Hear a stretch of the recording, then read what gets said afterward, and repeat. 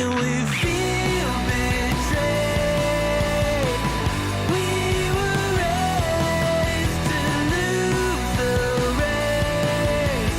Wake it to the back of the pack, kill it anyway. To play, haters face the world's mistakes. Wake it to the back of the pack, kill it anyway.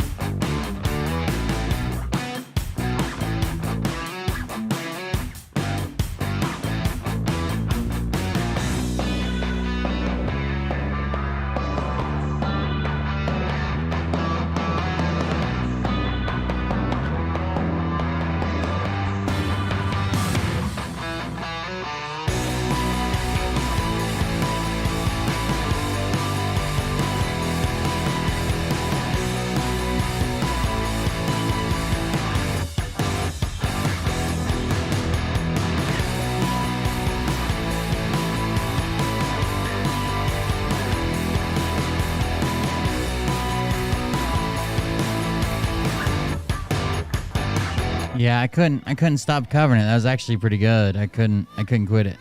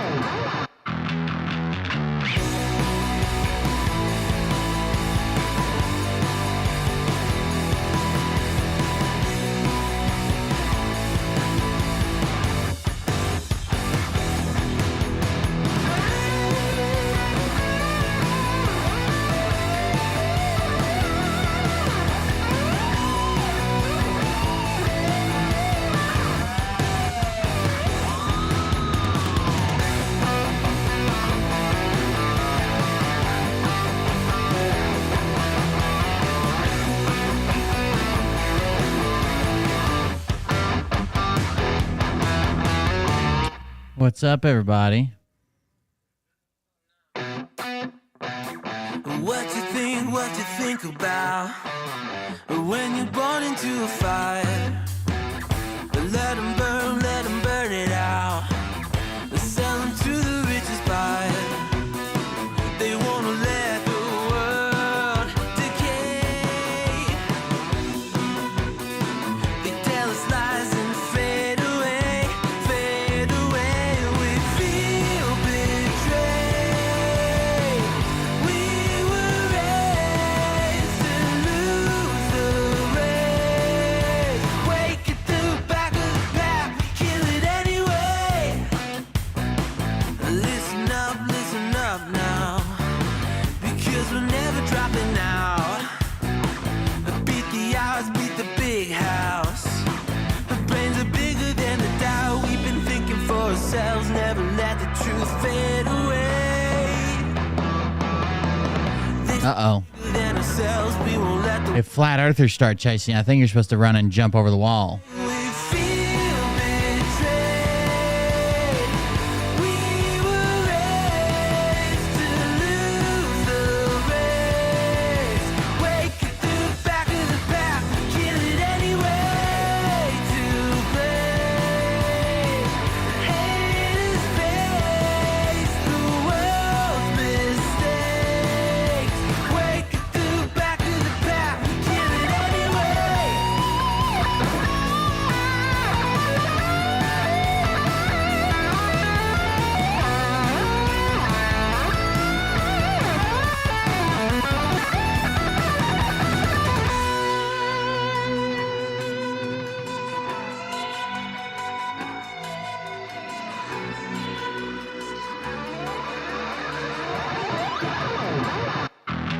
and we feel betrayed.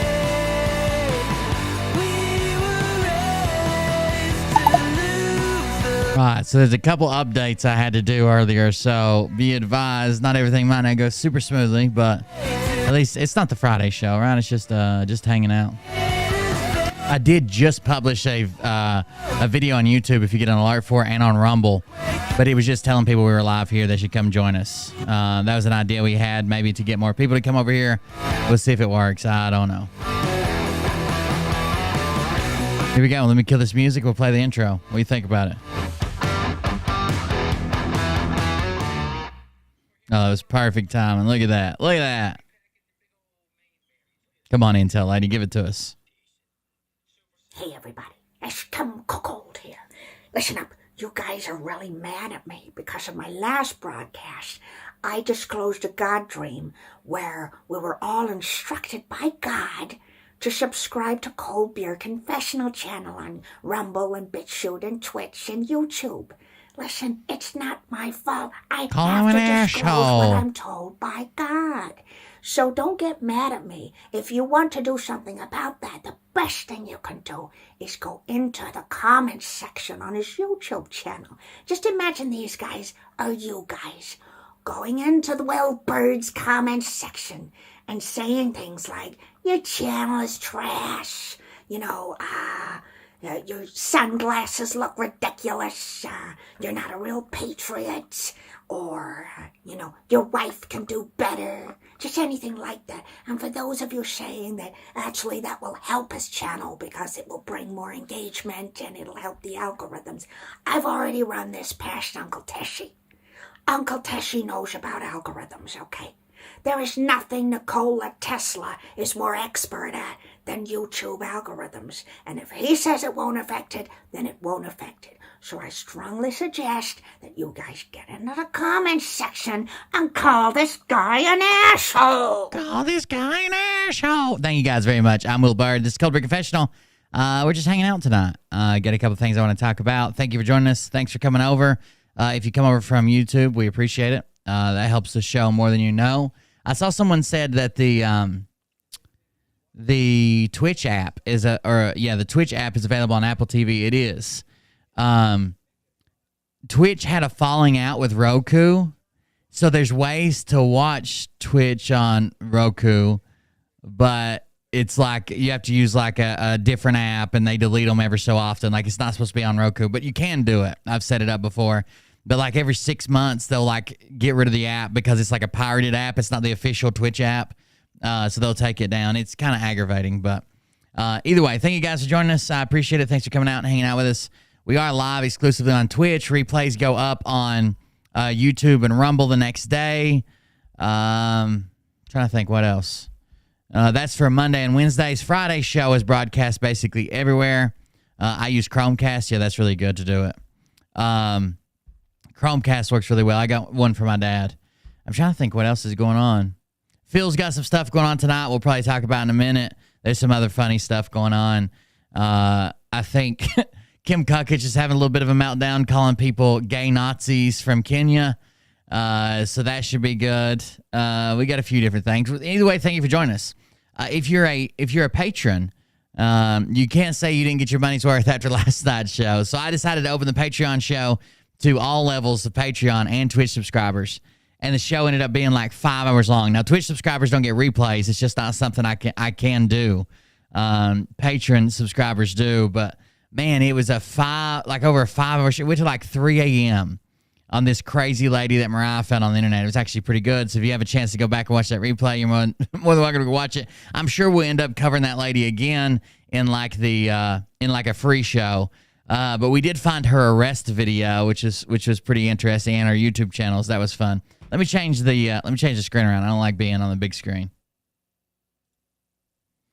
There we go. That's a little bit better. Either way, we got a couple things we'll go over tonight. It's more laid back. It's more relaxed. It's more of a hangout than it is like hold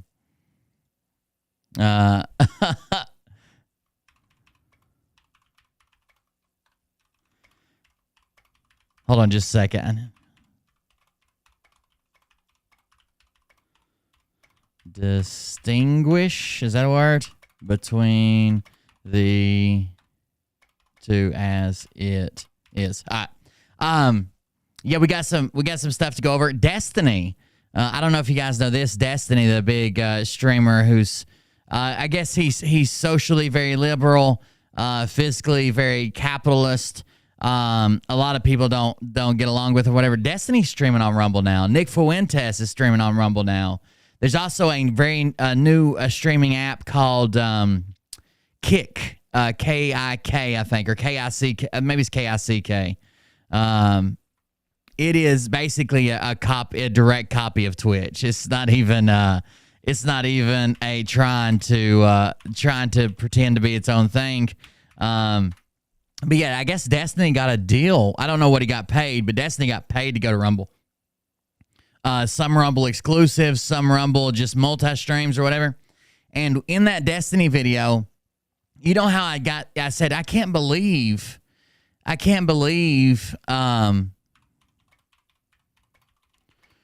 that I have so many viewers on Rumble. Like, I figured Rumble people would hate me.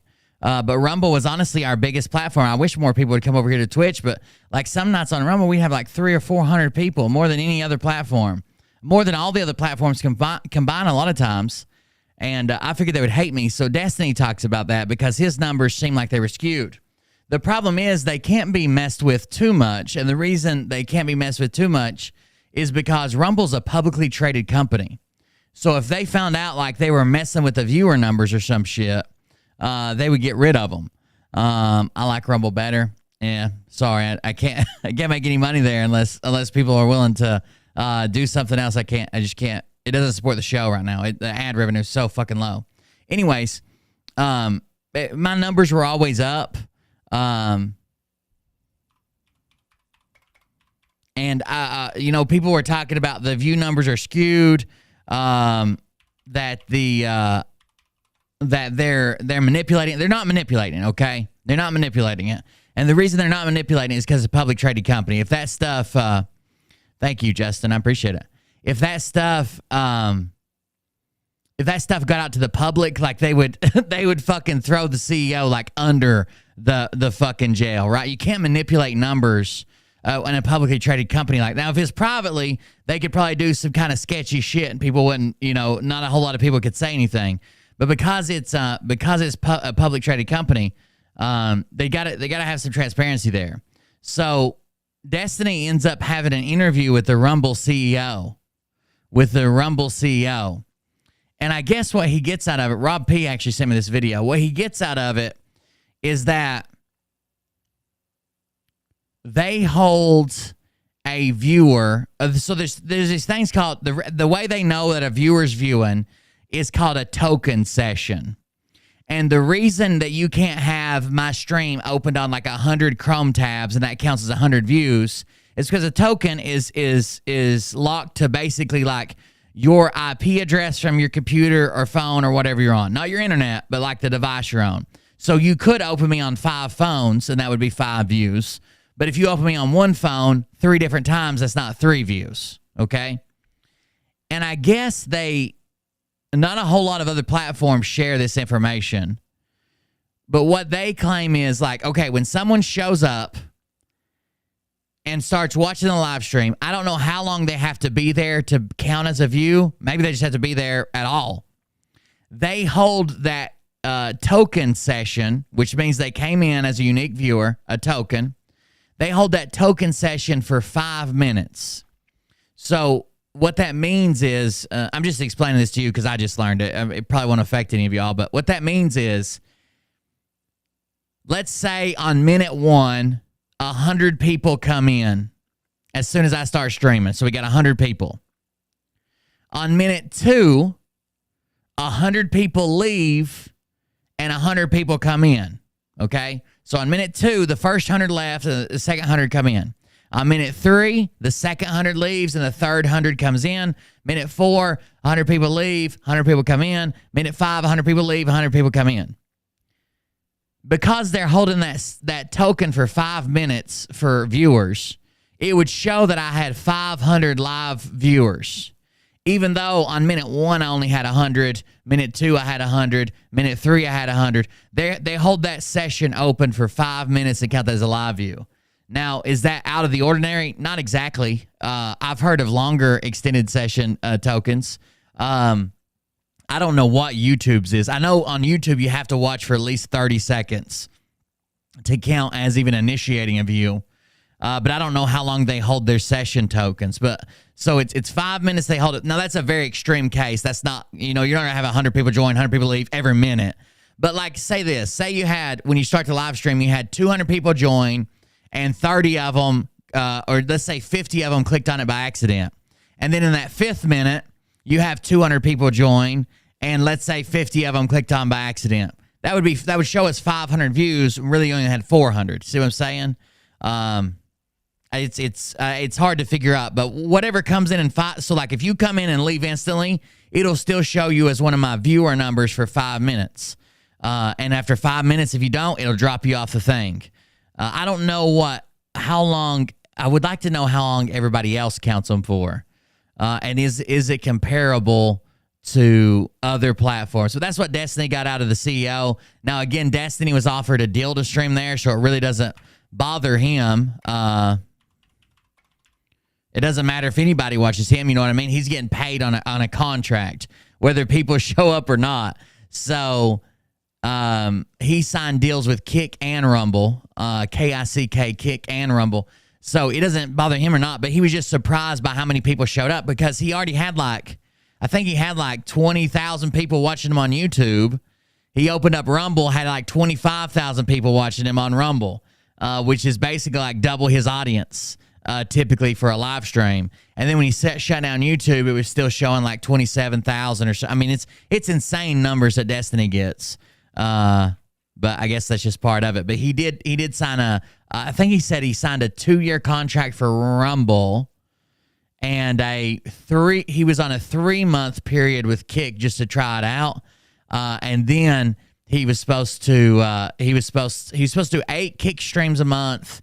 And then they're going to reassess that. But Rumble, he already signed a 2-year agreement. Nick Fuentes did too. You guys know Nick? I did get an update earlier from our boy Scotty. We've got to. Does that Phil have a contract on Rumble? No, hell no. These contracts are public. They have offered. So basically, what happens is a platform will reach out to huge, gigantic streamers. Sometimes it's streamers that have been banned other places. Sometimes it's not.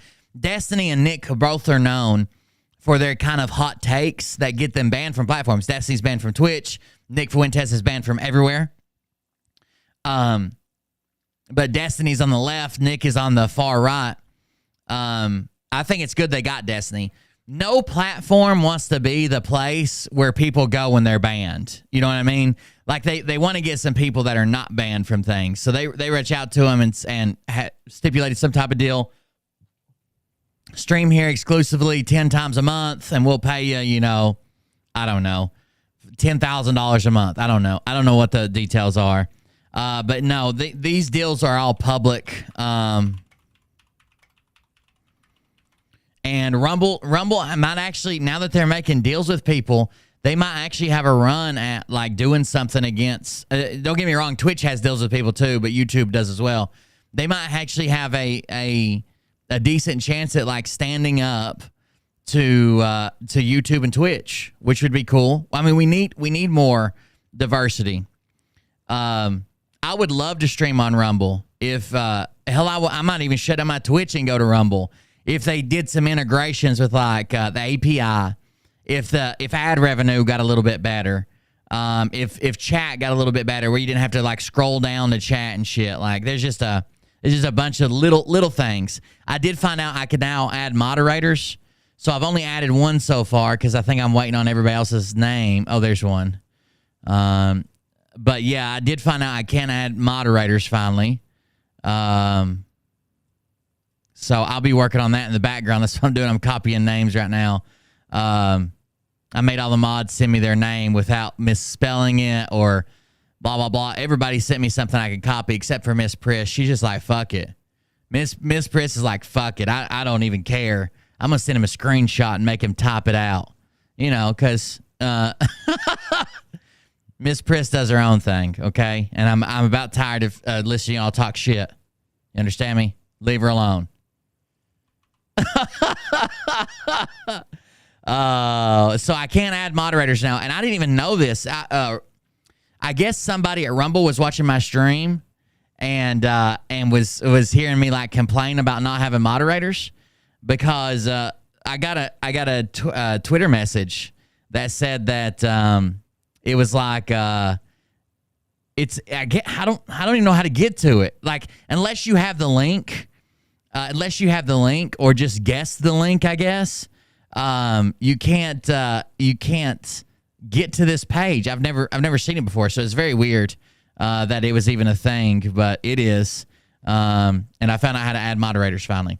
But there's no way to get to this. Account, moderation, moderators. Like, I don't know. Either way, they told me it was added last night. So if you stream on Twitch or know anybody streams on Twitch, they can add moderators now. I was having to mod it all by myself, and the moderators were just hanging out and letting me know if something was going on if I didn't see it. But it's going now. We do need to check on one of our boys. The improved Wolverine. I just I saw he had a little update for us today. I think he's live. Is he woasting? Please woast me. Hey, Gina. Also, one more thing. If I know a lot of you guys probably don't have TikTok, but if you do, follow me. Okay, follow me on TikTok because if I get 3,000 followers, I can stream there. And what I think I want to stream there, I like playing my drones and stuff. And TikTok is like a new platform. No one knows me as like the grifter guy or whatever. But I think I can do live streams from my drone on TikTok, and you guys can go on flights with me.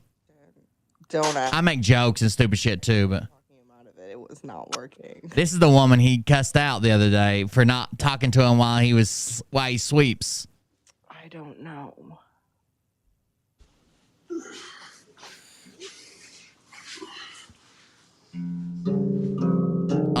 A serenade. Okay, Timmy. I have like 1,500, I think. You have to have 1,000 to go live. 3,000 to stream from your computer, though, like to get a stream key to stream. So I need to double it before they raise it again. But we'll get there. I'll make some videos. I'll do something. I tried talking him out of it. It wasn't working though. Oh, it was just a joke at Suko. I didn't really do it. I just thought it was funny that I was heckling a kid on the golf course. I was like, this is not like Little League. He just has to drink a little more Diet Coke. Oh my God. Look at that. One-handed playing, one-handed chugging, bro. God. Oh my God. He coughed so hard he threw his back out. Okay. He's in his red room. He's in a motel. Cough too hard. I figured.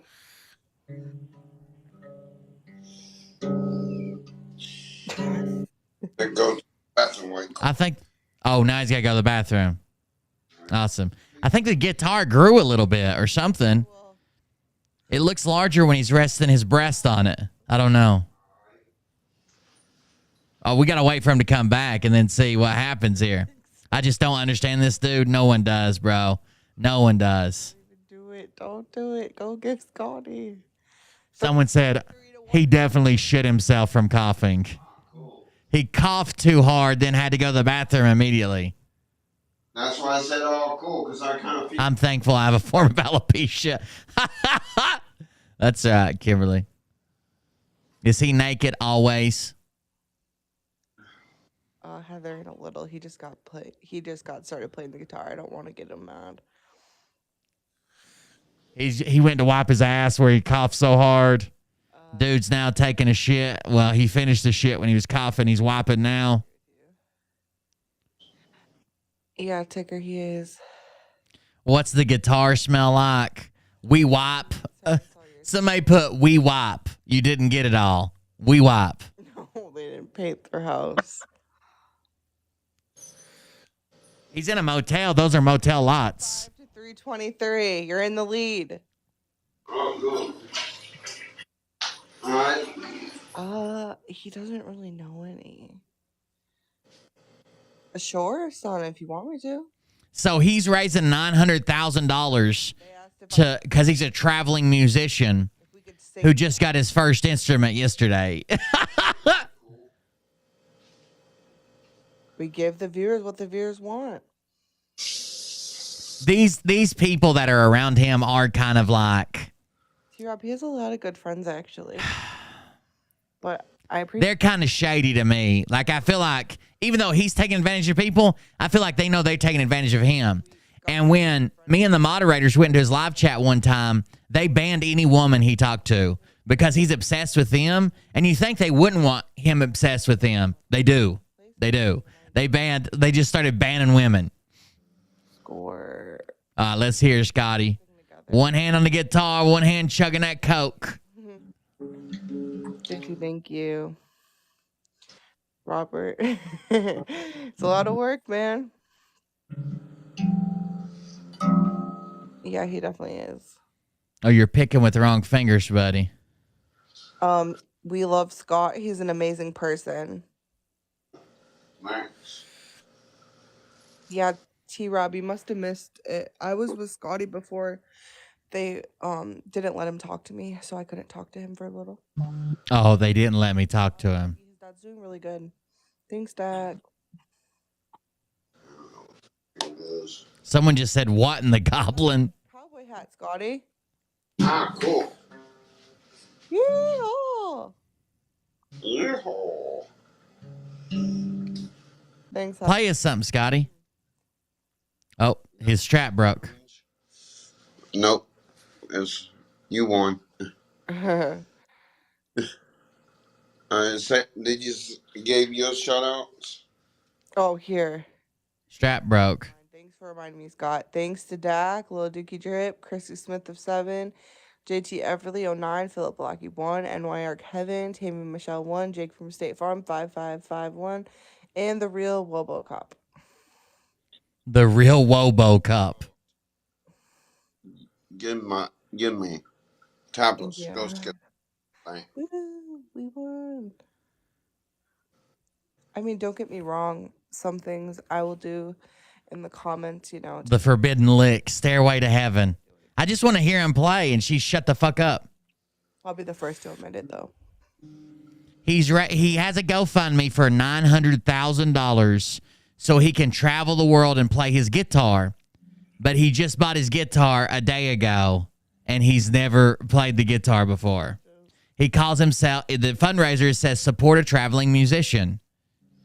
Then he started arguing with people that anybody can be a musician.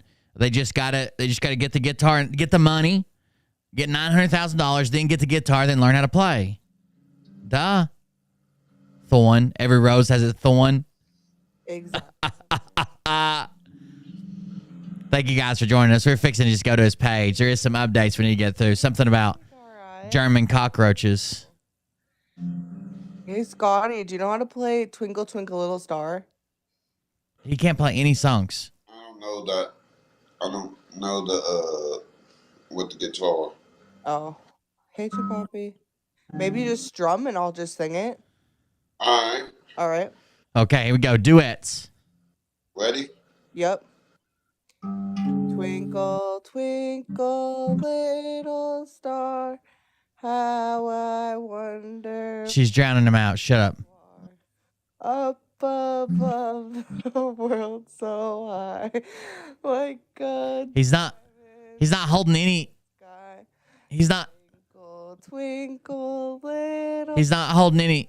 Wait, your fingers aren't even touching the frets. What you are.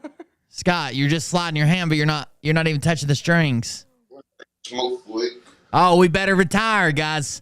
I'm about wore out. Need a smoke break. Need a smoke break.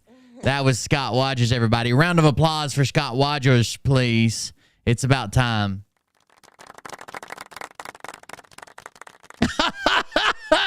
Wow. Wow. So the last thing we were looking at was basically this picture. And it's pretty fucking awesome. If you just pause this for a second, it just keeps getting better. So this mattress used to be white, and you're thinking, Will, No, it didn't. Yes, it did. This mattress used to be white. You can see it right here on the edge where it's like a different material where they sewed this lip on and it doesn't stain as easily. This mattress used to be white, the same color as this. But this is the foot of the bed. Let's look at the top of the bed.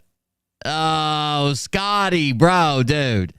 This used to be white. See the difference between the white and the white? So that's where we started. That is white. This is not white.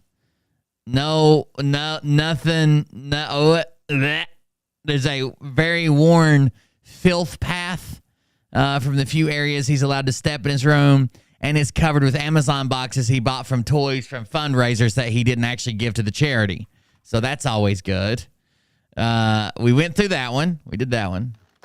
Good morning, everyone. How's it going? Hey, Scott. We've probably seen this one, too. I can't remember. This is good for the people who still thinks it's the time of slavery. Oh, yeah. This is a good one. This is for all the people who still think it's slavery time. Nope. No. No. The 21st century. It is not slavery time. Slavery has been abolished. No more slavery. This is the 21st century, and hello, slavery has been abolished. Slavery. We need to treat people like we're one race. By the way, they had to put a hinge and 2 compression snaps on this helmet so you could get it on. We are one race. The human race. The good part about that mattress is literally every pore is filled with like human fat cells, skin cells, and some type of disgusting grime. So there can't be anything that's living in the mattress is trapped in there. There's no way it's going to be able to squeeze out between the fibers or anything because it's sealed up. It's like dipping it in disgusting man-flavored candle wax. Oh. I bet you this. When Scotty spills a drink on his bed, it puddles up and doesn't soak in. What do you want to bet? There is so much human grease in that mattress, it would just sit there. It will not, it's hydrophobic. It will not absorb water. Anyway, we all need to treat people fairly, you know? Like, say for instance, if I was helping out someone, they're a different skin color of mine, I would help them in a heartbeat, you know? Well, you already said you were helping them before you knew they were a different. If I was helping someone out and then they were a different skin color, I would help them. Oh, okay. Perfect. And that brings me to another point. Why I'm also going to travel? Imagine going to jump into a bed and sliding off the other side and just leaving like a smear of whatever the latest gray covering is. Because there's like a freshly waxed car. It's like Rain-X. That needs help. Some people drag Scotty across their windshield. He's got that buffing fur on his shoulders, plus the man grease. With whatever. And that's what I'm going to do. Help them. All right. A little bit uncomfortable in here. But anyway. So please, be nice to one another. That's the way God wants you to be. And slavery's over. You know? Idiots. So I keep on adjusting. But anyways, please, love one another. Hate should not be in your heart. I mean, heck, I don't hate anybody. I love all my friends. I love you, Scott. Yeah. I love your mattresses. For enough money, I would lick your mattress. Love one another. Had to be a lot, Don't hate. but I'd lick it. So, oh, man. Alpha, contact the police. Got shooting around. Alpha, contact the police. There's a shooting going on. I'm going to try and divert them. Yeah, you divert them. All right? Get out your pump shotgun pistol. Magna Blaster. Hey. where the outlet's hanging out. Someone said ripping the copper out of the walls for toys now. Thieves, please.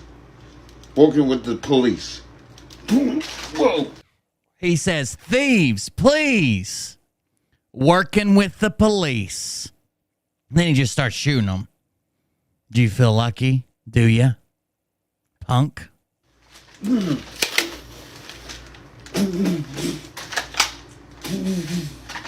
You couldn't lick the mattress? It couldn't be that hard.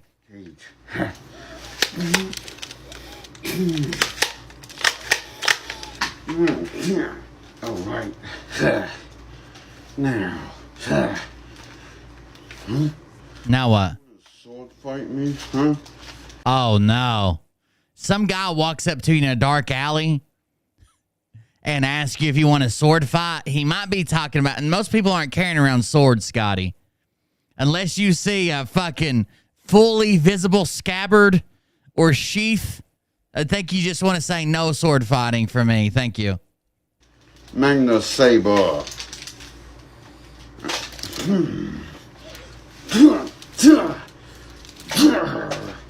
How many views does he get? This one has 22,000 views. 381 comments. Hello, officers.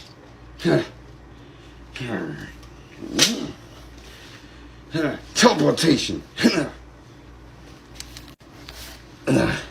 My favorite part is when he stares straight into the camera and has to press the pause button. That's the one I'm looking for. He did a good one with a good pause in it. He doesn't know how to clip that little section out, so he's just like, screw it. Roll with it. Yeah, he gets a ton of views. A ton of people watch it. Especially when he does something crazy or he's recently been in trouble or scammed a charity out of a bunch of money or sent a bunch of unsolicited nudes to people's wives and some minors. You know, his views go way up then, but he usually has to delete his account and make a new one. He apologizes, saying that he never should have got on TikTok. He'll never be back. And he's already got a new account running before he even makes the apology video. Went off now. See how that helmet splits? It's not supposed to split. They had to make it for a slightly larger watermelon. Oh no. Man, that was good. All right. Why don't you take an oath to fight the filth? Oh. Help the cops out.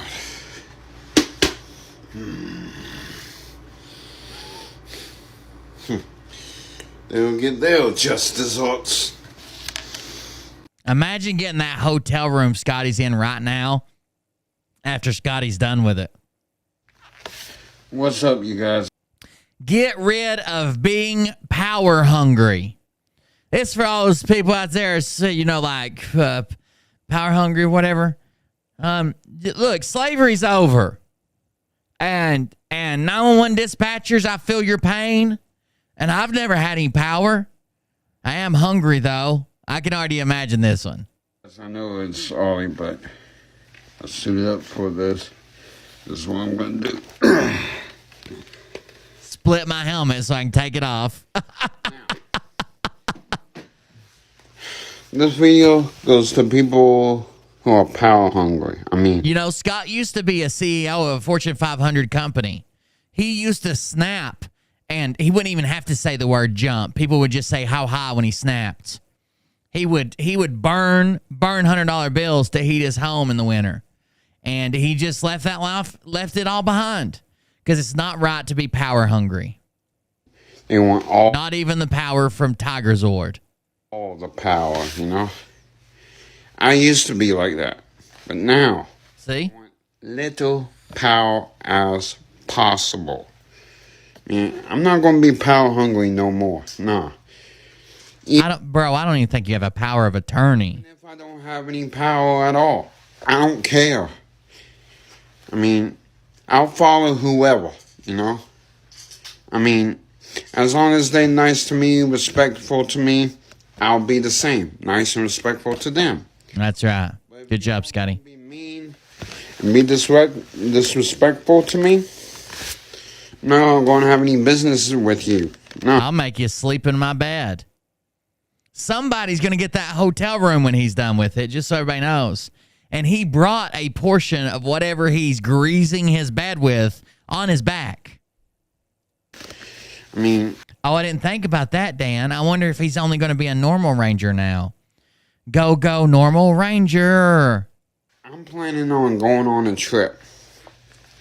Don't know where yet. But, anyways, I do have a plan. And I'm not going to tell y'all my plan. Because trolls are out there. Okay. Anyways, don't be power hungry. Being power hungry is wrong and nah. It's not right. It's not. And yes, I do have time to show y'all how I put on my helmet. All right. Thank you. I was wondering if you'd have time to show us how we put on a helmet. So let's do like this. Get my ears lined up. I have to tuck my ears in. All right, it should be good now. I don't know how big my ears are. What? Is step one tuck your ears in? I do have time to show y'all. I was fucking with my phone. I missed it. My ears are kind of big, so this is what I do. So let's do like this. Get my ears lined up. How many times has he pinched an ear in there? Ears in. I don't know how big my ears are. Yes, he thinks he's all ears and normal sized head and all ears. Do like that. Make sure. I hope he wears protection. The power condom may be the sheath to protect him. Crease is good. One side now. There. And yeah, it's a little bit uncomfortable, but still. And I like it because I can put it under my arm. Y'all have a blessed day. Be safe. And remember, his head kind of looks like a medicine ball you'd find in the gym that's landed way too many times on one side, so it's got like that weird dent in it. don't be power hungry.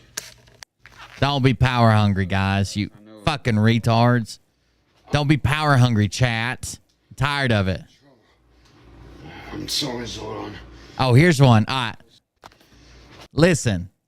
Now, this is movie magic. I'm thinking about hiring Scott to edit all my videos, okay?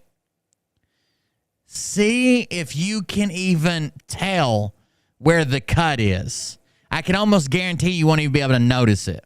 Somewhere in here, there's a cut and a costume change. It took me, I had to watch this probably 60 times before I even saw it. See if you guys notice the cut and the costume change. It's pretty smooth. Keep your peepers open. Here we go. Oh, man. I was in trouble. I'm sorry, Zordon. It's not for puss again. It's to help somebody. It's morphin' time. Tiger Zord. Did you see it? Did you see it? Smooth like glass. Like a piece of ceramic. Did you even see it? I didn't.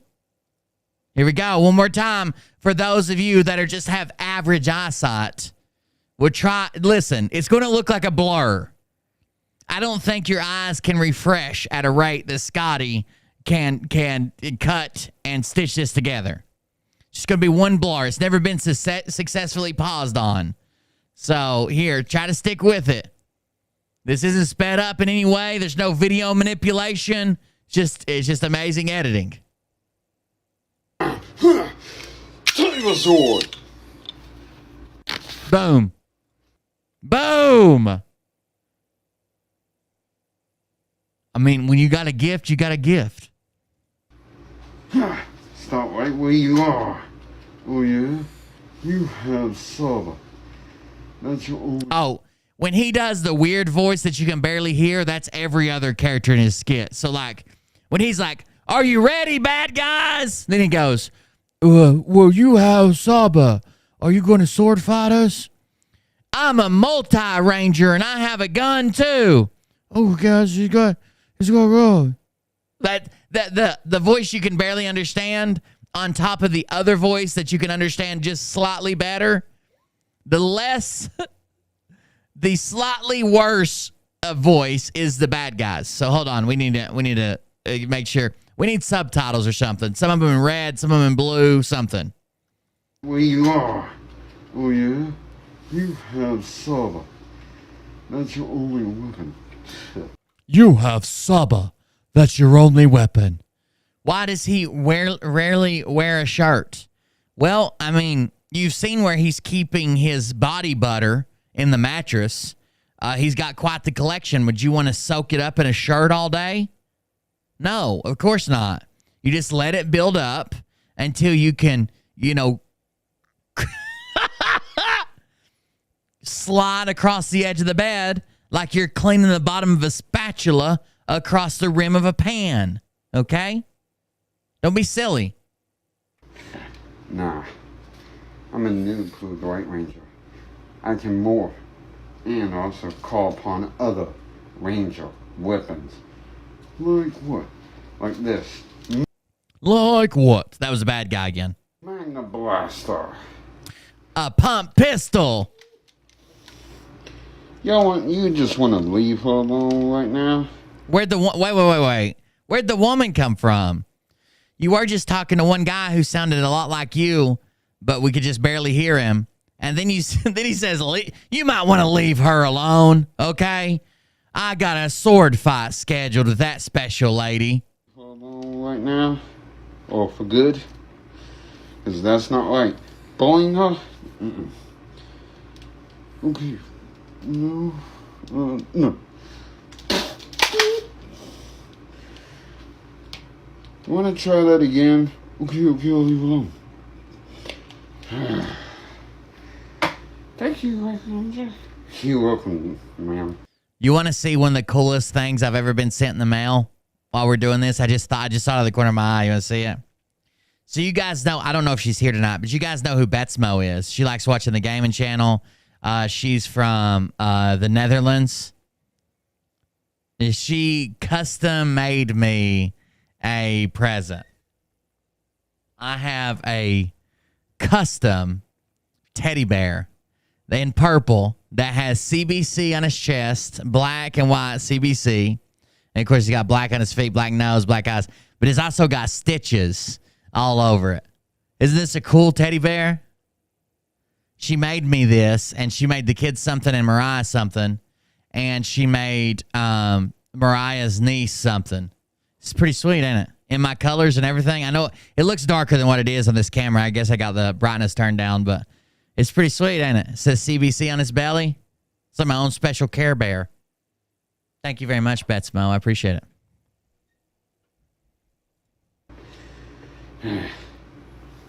All right, back to the skit. I'm sorry I interrupted the movie. I know you guys are like, oh my God, how does this end?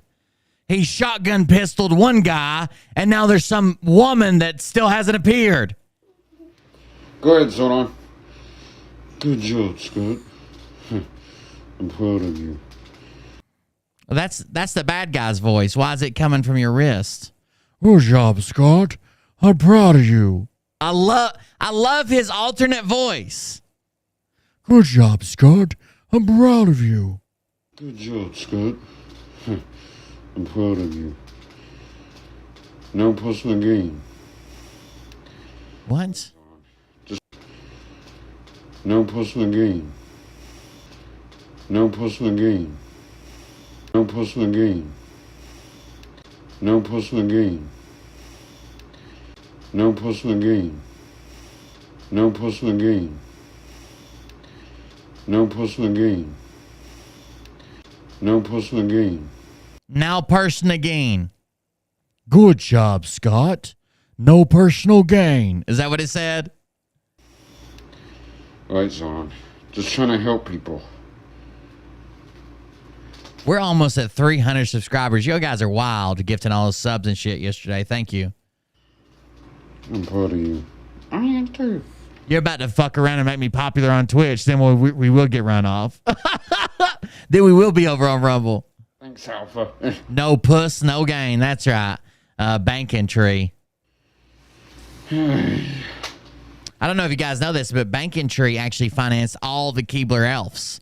And he was telling me one day, as something you don't know, they've got a cocaine addiction.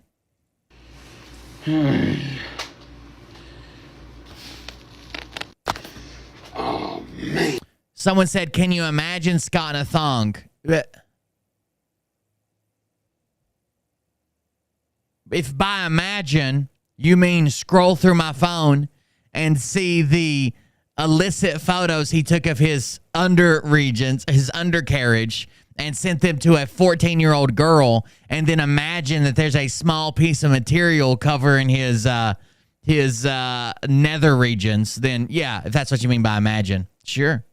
I was in trouble. I'm sorry, Zoran. Look for the cut. To help some. I'm sorry, Zoran. This is not for personal gain. It's to help somebody. It's morphin' time. Take the sword. That's what I'm telling you. Those cuts are too smooth. What's up, everyone? How's it going? Hey, Scott. Your decisions today will reflect on your future. I'm thinking about playing a character on TikTok that just disagrees with everybody just to disagree, even when I'm completely wrong. Just argue the wrong fucking point just to get engagement. Just to play the heel on TikTok. I really think I'm going to start doing it tomorrow. So you have to make a choice. You have to say, is this going to affect my future or not? So every time you got to make a choice, you need to sit down and say, this choice affect my future or not? And if not future, then okay. And if yes, future, then okay. So you have to make... What's up, everyone? How's it going? Your decisions today will reflect on your future. Okay, your decisions today will reflect on your future. J. Doug 20 says, day 3,567 of wondering, will cleaning my room affect my future? Journal entry ends there. So you have to make a choice. You have to say, is this going to affect my future or not? And y'all might say about 2 years ago, but I changed that future. I changed it last year. But anyways, from today though, I'm talking about today, going on to the future. Your choices that you make today, whether it be the right choice or the wrong choice. Like not wiring up your smoke detector and then getting way too close to the camera. So much body butter built up in a mattress that one ash falls on that mattress and you've got a fucking 900-degree furnace in your bedroom. It reflects on your future. Okay. If you help people for good, that help people in need. If you do a charity fundraiser and raise $600 for a charity for kids, and then you donate $84, and then simultaneously somehow your dad, who's never done this before, the next day buys you a $500 Amazon gift card, and you buy a bunch of Green Ranger toys off Amazon, and everybody says, hey, why didn't you donate all the money to charity? And you're like, I did. This TikTok takes 90% of it or something. I don't know. Also, my dad bought me this gift card, and I bought $500 worth of toys yesterday. Check them out. That affects your future. Good form, that's good on your future. But if you do bad, same principle right there. I'll just tell this to y'all, what my dad tells me. Think before you act. But I know that, but what he tells me, what my dad tells me, Use your brain. That's what God gave it to you for. That. Oh no. And yeah.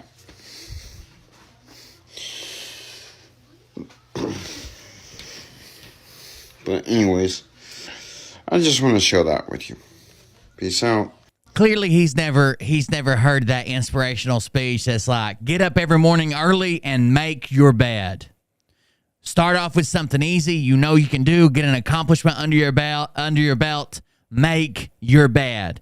The rest of the day will seem downhill from that. Make your bed. Like must never heard that one.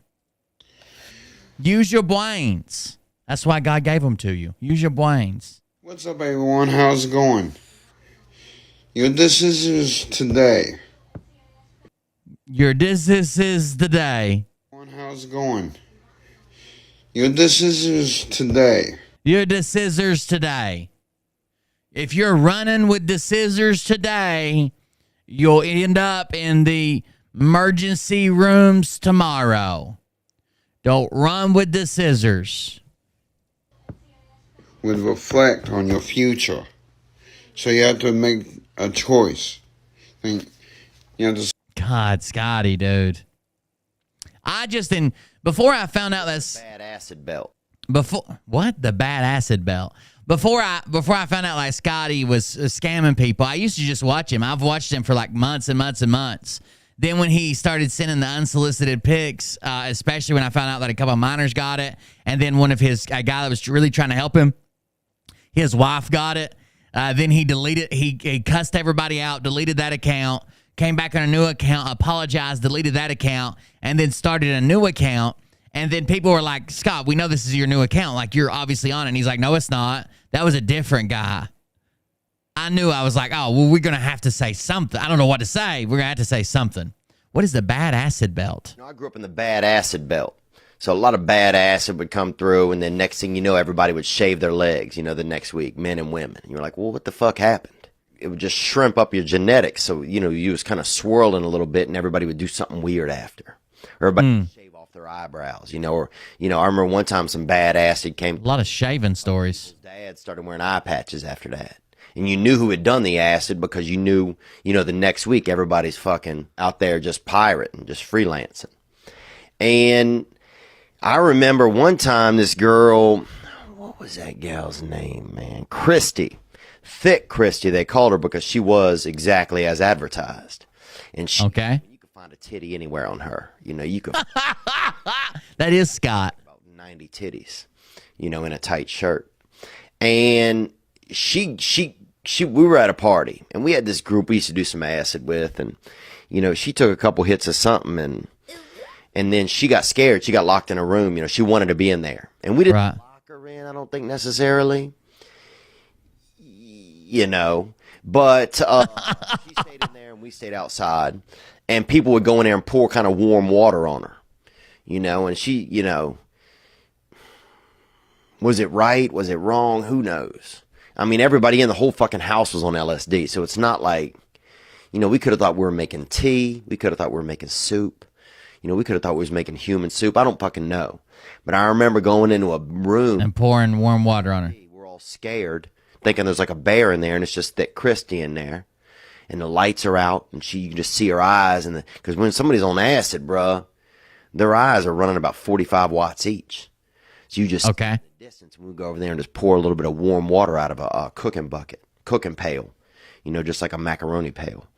And I don't know if she was drinking it or just letting it splash on her back or whatever, but that was something that got a little bit weird one time. I grew up in the bad ass. I think he just makes them up on the go. Like, some of them are hilarious. Some of them are like, okay, well, like, clearly you're just making up a weird story just for, like, the weird effect of it. Like, let's check out what our girl Kim Kukich has been saying. Kim Kukich has been saying a few different things, so we probably need to check into that. Give me just a second.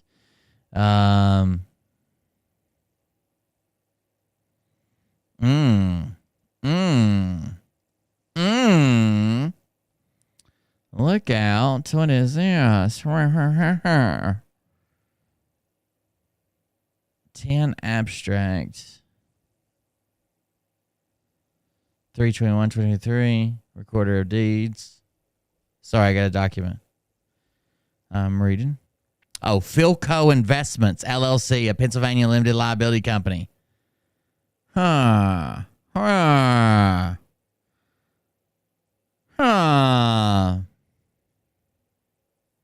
That in consideration of the sum of $1,200,000 and other good and valuable consideration in hand, paid. The receipt whereof is hereby acknowledged by the grantor, does hereby grant and convey the said grantee and its successors, and assigns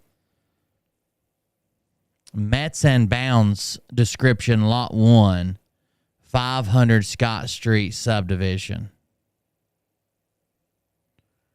Is this only a lot for $1.2 million?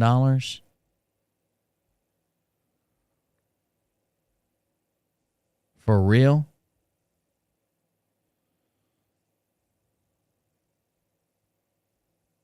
Sorry, I'm looking at something. Do not attach. This page is not worth the legal document.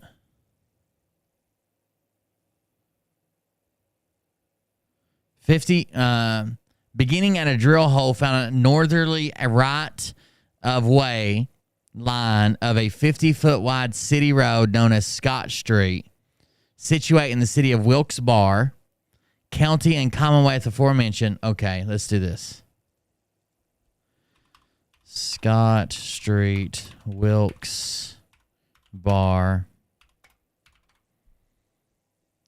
PA.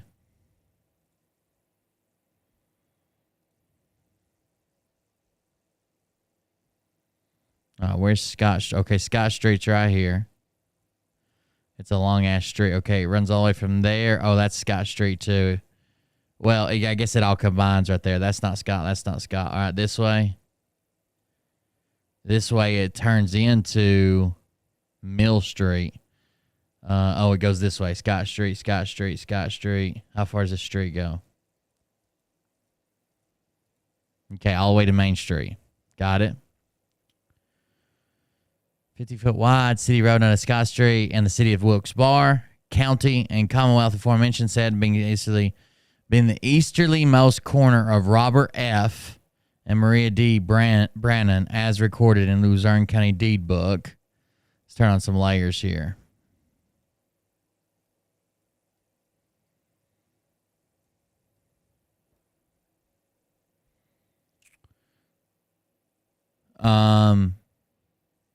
Also point shown on the map entitled Melon Blank East End Subdivision. The East End Subdivision by Quad 3 Group in 1994 as recorded Luzerne County Map, Book 80, page 16. Since land aforementioned Maria D. Bowman. Yeah, this is only land. It's undeveloped land, too.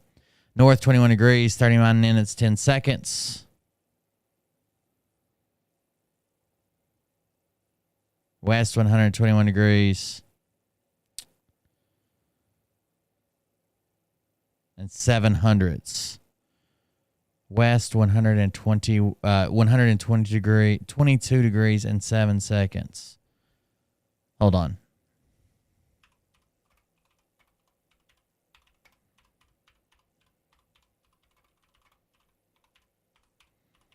You might be able to look this up.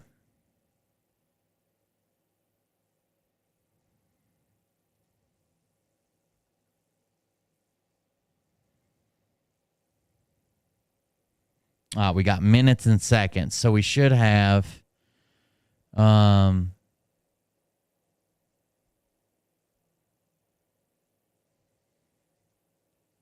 going to have north 21 degrees, 39 minutes, 10 seconds. All right, so we should have in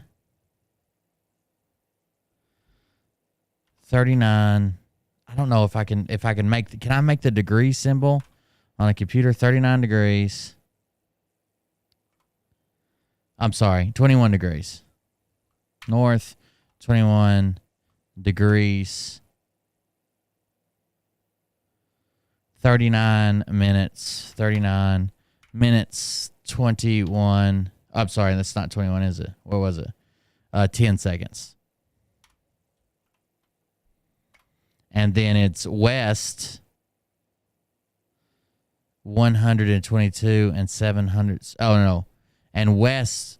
Oh, seconds west. Damn it. No, it's north 21 degrees, 39 minutes, 10 seconds west. All right, let's do it like this. It's not going to work like that. Let me get something that'll change it.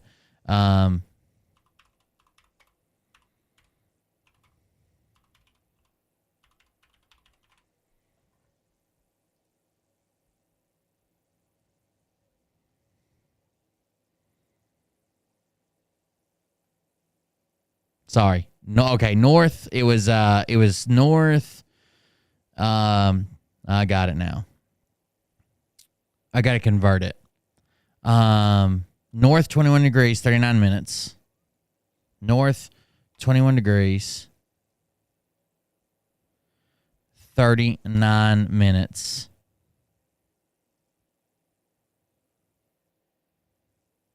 And then what was the west? But it's basically Phil bought new property. I'm just trying to get it to figure it out here. And then it was west 122 and 700ths. No. And 10 seconds west.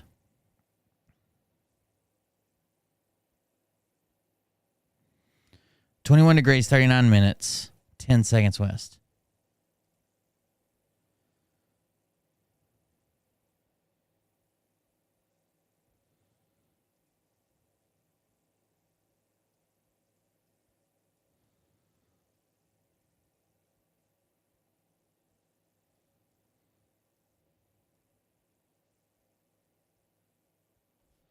It's like they don't have the fucking full thing in there. All right, 10 seconds west, get address.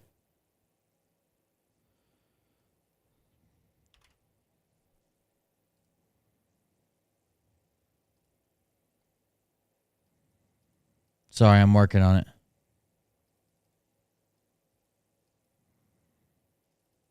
At least trying to narrow it down some.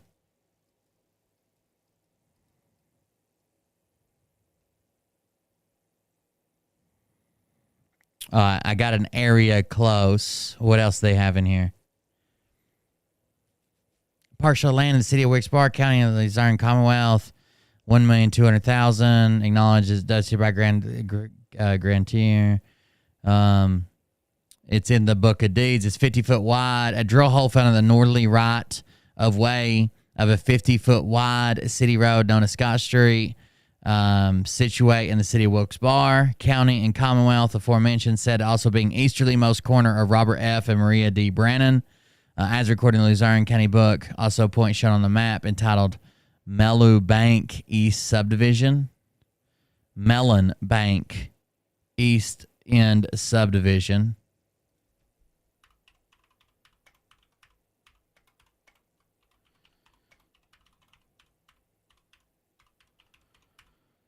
I'm searching county records too. So you have to give me a second.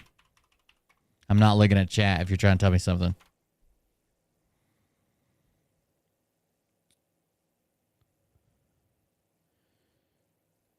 East End subdivisions. Okay, where are they calling the East End?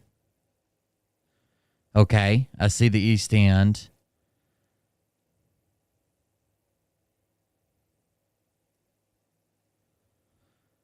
It is calling the East End area of Wilkes-Barre here. But we're worried about Scott Road, right?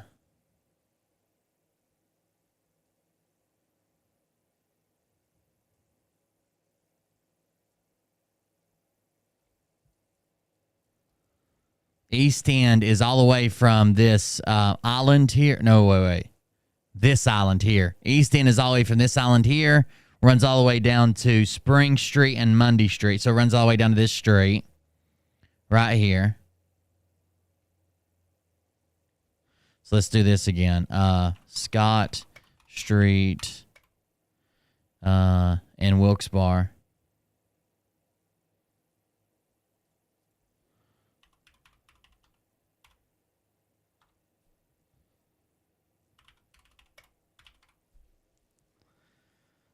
If I'm in the street again, where did that start? Okay, Scott Street's right there. So take that off. All right, Scott Street, the east end, it runs all the way. The east end is on this side of this highway, and it continues on down to, what's this crossroad it stops at? It stops just past Cole Street. It stops just past Skull Street. There's Scott Street.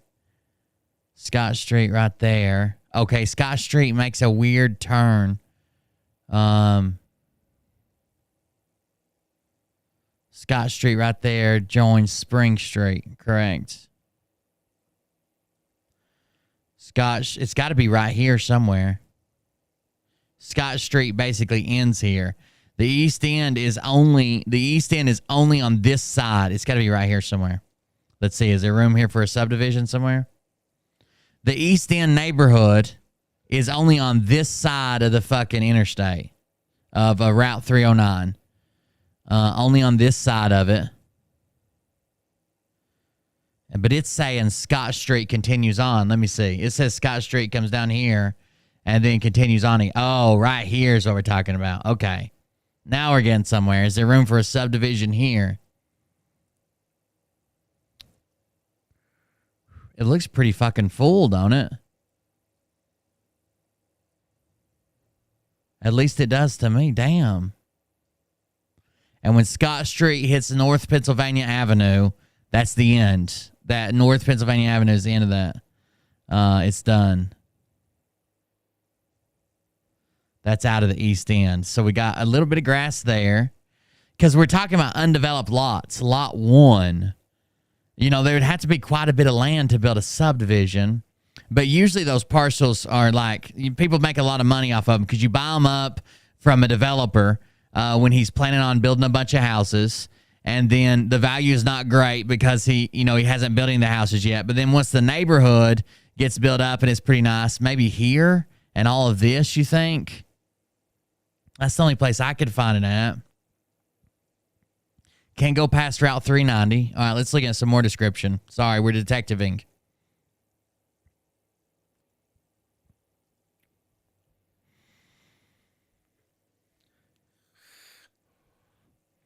It says with the buildings. It's a bank. What's a... I don't know what you're talking about. Pineapple Party. What's a bank? Type in 351 Kinder Street. That's not the address for it. Why would I type in 351 Kinder Street?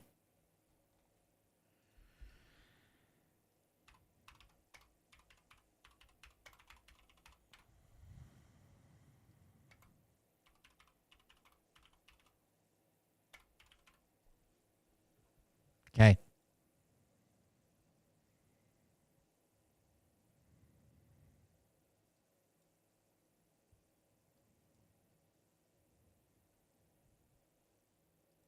Let me finish reading this. Philco Investments, who seeth, blah, blah.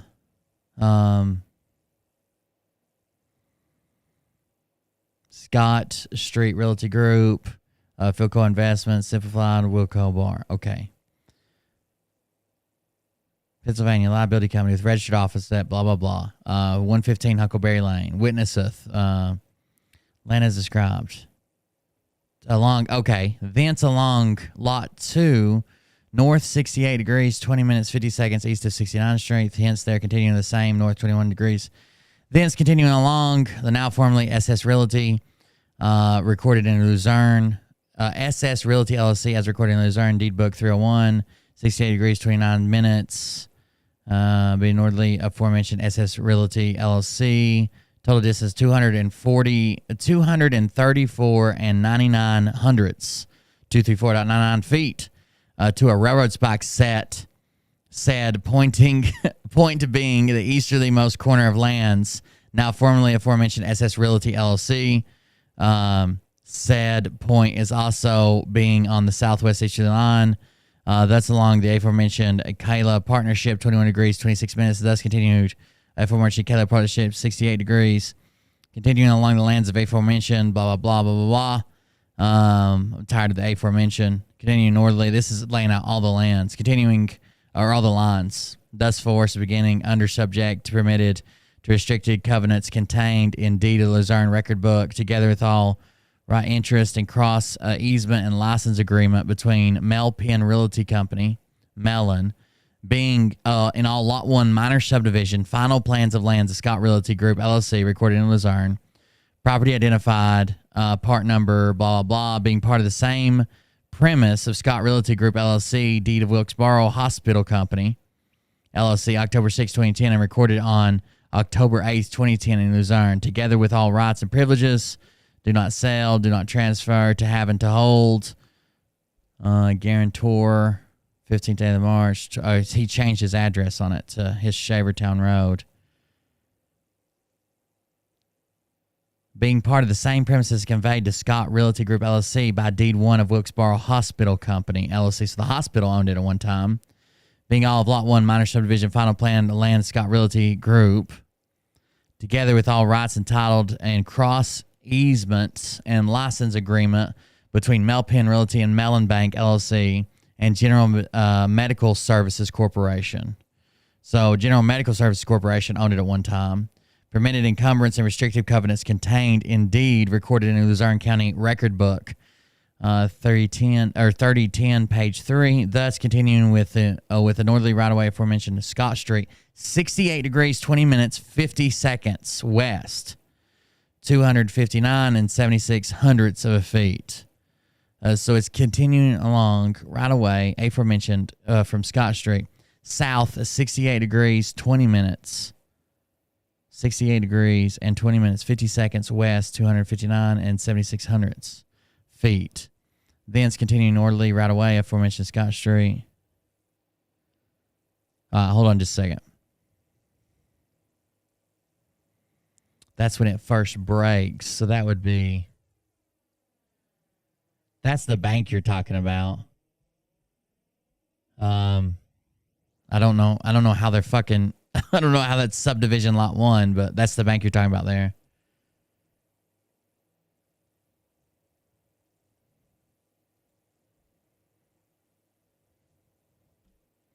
Robert F.W. beginning with a drill hole found a northerly right away, 50 foot wide. Sorry, just a second. Situation Wilkesboro County, Commonwealth, aforementioned, each lead corner. Robert F. and Maria D. Brannon. Okay, let's do this.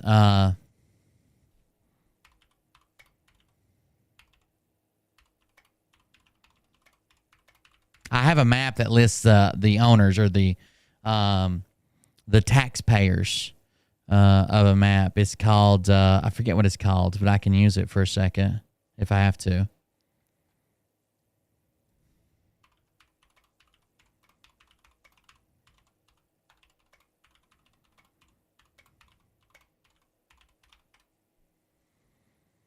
Ba-ba-da-ba-ba-ba-ba-ba-da-da-da-da.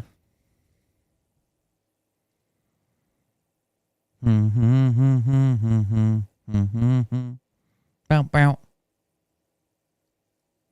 We'll figure something out. If nothing else, we'll just waste a bunch of fucking time, huh? Wilkes-Barre. And we're looking on this side of 359. We are looking for Scott Road.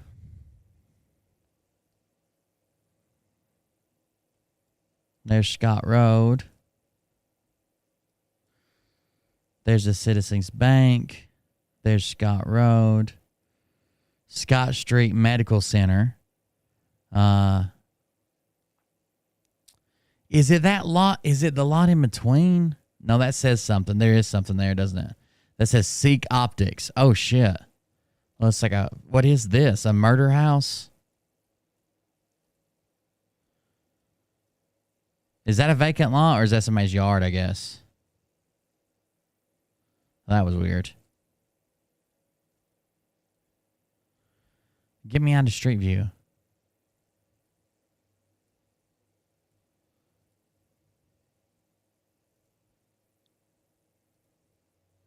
Okay, Seek Optics. I'm trying to see the taxpayers' names. Hold on just a second. It'll take a second to load this much of a map.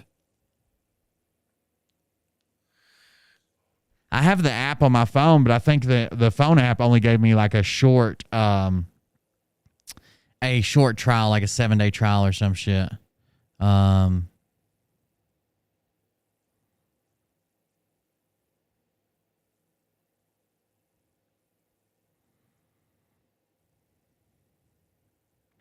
Because that would be the people that are probably, or at least the names that are listed in the deed book.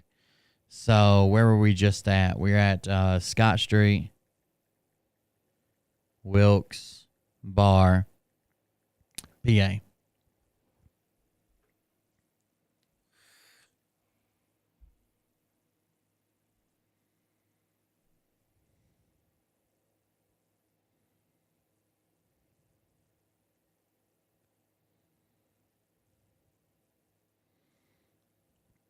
Wow, this takes a fucking long time to fucking load. All right, here we go.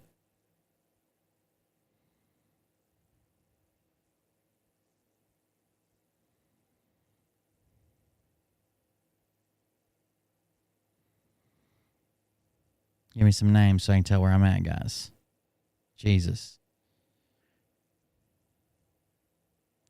Doing a hell of a job. What would be worth $1.2 million there? It's got to be a valuable piece of land. It's marked with fucking railroad spikes and drill holes and shit.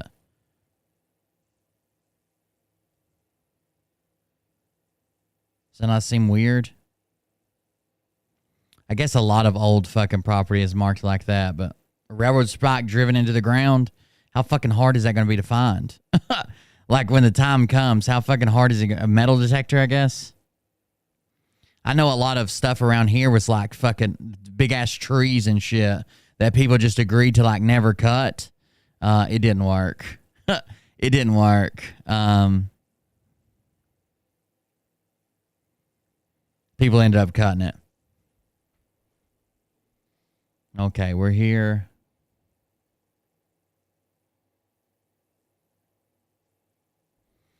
That means that is 359. That's Wilkes Bar Boulevard. That's where we were just at.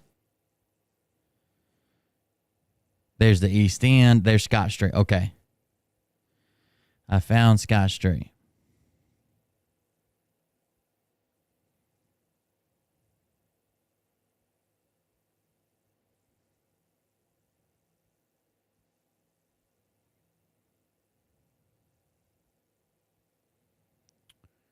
$41 by $75. Okay. I can get GPS coordinates off of it, nothing else.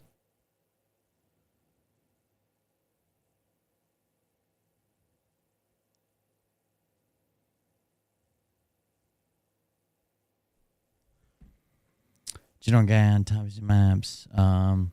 What is this app called so I can show it to you guys? I forgot. It's like a hunting and like trail riding map. It's called something. OnX Off-Road.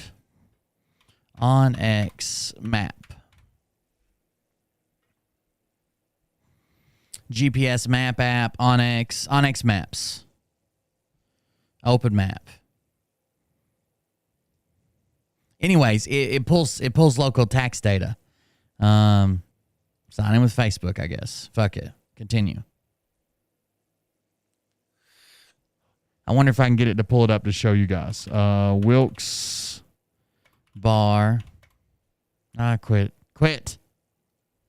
Fucking ads. Wilkes Bar. Pennsylvania in Luzerne County.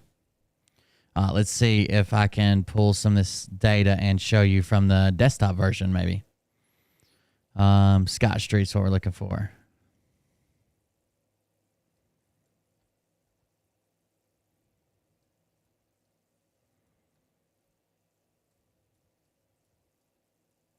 Wonder why he's buying all this property. You think it's just to tie up money, or does he have plans? I mean, like, obviously it's an investment strategy. But is he scared of something? He's buying it all over the fucking nation and putting it all in different LLCs. Different LLCs all over the fucking place. Like, I don't know. The whole thing's sketchy as fuck. which it should be because it's got Phil written all over it. But I don't know, it's just, I don't know. It's so weird. It's so weird that he's buying, I don't know. That he's buying up all these fucking areas and all over and all different LLC. Like some of the shit is not even, it's not even the fucking same LLCs. Like it's just random fucking LLCs. Here's the, oh, I guess I could have showed you the deed while we were sitting here talking about it while I'm fucking around with this map. Here's what I was reading from. John Hogart, Luzerne County Clerk of Records, Division of Judicial Services and Records. This is not what I was going to cover Phil about. Somebody just sent this to me, but I thought it was interesting enough to look through. This page is now part of a legal document. Return to 429 Main Street, 15th day of March. I was looking to see Wilkes-Barre property application. If anything, this is put in the book, obviously. PA writ tax, 50 cents. PA realty tax, $12,000. A bunch of taxes that come out to like $42,000 in taxes. Okay. Philco Investments LLC, a Pennsylvania limited liability company with its registered office at 115 Huckleberry Lane, Duryea, Luzerne County, Pennsylvania. Party of the second part, hereinafter called grantee, witnesseth that in consideration of the sum of $1,200,000 and other good and valuable consideration in hand paid, the receipt whereof is hereby acknowledged, the grantor does hereby grant and convey to the said grantee and its successors and assigns. Mets and bounds description, lot 1, 500 Scott Street subdivision. 500 Scott Street subdivision.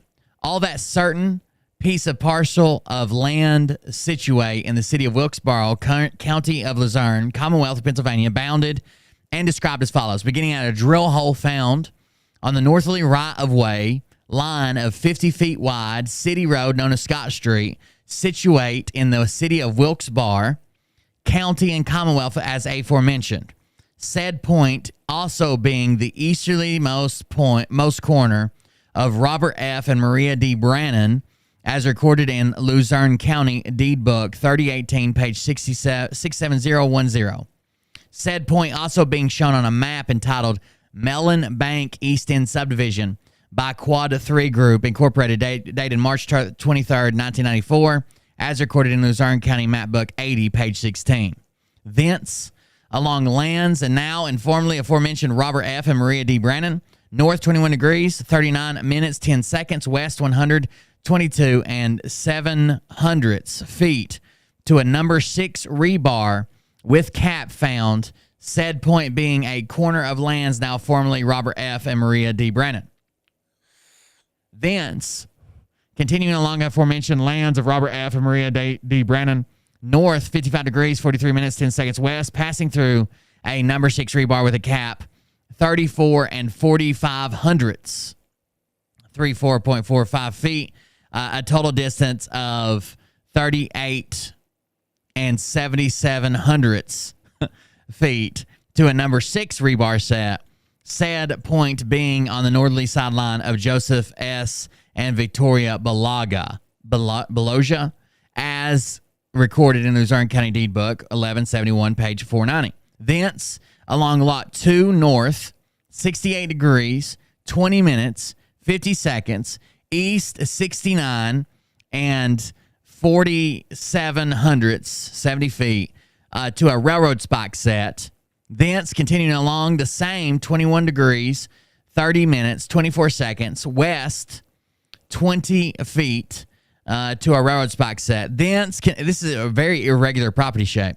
Thence, continuing along the same and along those lands, now formerly of SS Realty LLC, as recorded in Luzerne County Deed Book 3012, page 199313, north 68 degrees, 29 minutes, 50 seconds, east, passed through a railroad spike, 2 800 feet, being the southerlymost aforementioned SS Realty LLC, a total distance of 234 and 99/100 feet to a railroad spike set.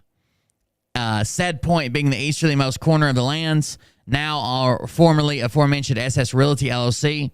Said Point also being on the southwesterly line of lands, now or formerly of Kala Partnership, as recorded in Luzerne County Deed Book 3001, page 3173. Thence along lands of aforementioned Kala Partnership, south 21 degrees, 26 minutes, 59 seconds, east 25 and 57 hundredths feet to a railroad spike found. Thence, continuing along lands of aforementioned Kala Partnership, north 68 degrees, 02 minutes, 58 seconds, east 8 and 13 hundredths feet to a railroad spike found. Thence, continuing along the aforementioned Kala Partnership, south 21 degrees, 31 minutes, 27 seconds, east 147 and 31 hundredths of feet to a rebar found. Said Point also being the southerlymost corner of the aforementioned Kala Partnership. Said Point also being in the northerly right of way of aforementioned 50-foot city road known as Scott Street. Thence, continuing along the northerly right-of-way line of aforementioned Scott Street along a curve to the right having a radius of 320 feet, an arc length of 30 and 8/600 feet, a chord bearing a distance of south 66 degrees, 51 minutes, 45 seconds, west 30 and 85 hundredths feet in PK to a PK nail set in the northerly right-of-way line of Scott Street. Thence, continuing along the northerly right-of-way line of aforementioned Scott Street, south 68 degrees, 20 minutes, 50 seconds, west 259 and 67 hundredths feet to the beginning. Under and subject to permitted encumbrance and restrictive covenants contained in deed recorded in Luzerne County Book 3010, page 3, 180073, along with all the right, title, and interest in and to the cross easement and license agreement by and between Melpin Realty Company, Mellon Bank N.A., and General Medicine Services, dated 6/24/94 and recorded in Deed Book 2499, page 923. Being all of Lot 1 on the minor subdivision. When I looked up, I didn't see that. I'll look it up again. I'll Google. That's the first thing I Google is 500 Scott Street. Being all of Lot 1 on the minor final plan. Did you think they may have already bulldozed it? Final plan, Lands and Deeds Street Realty Group, being recorded in Luzerne County Map Book 369, page 21.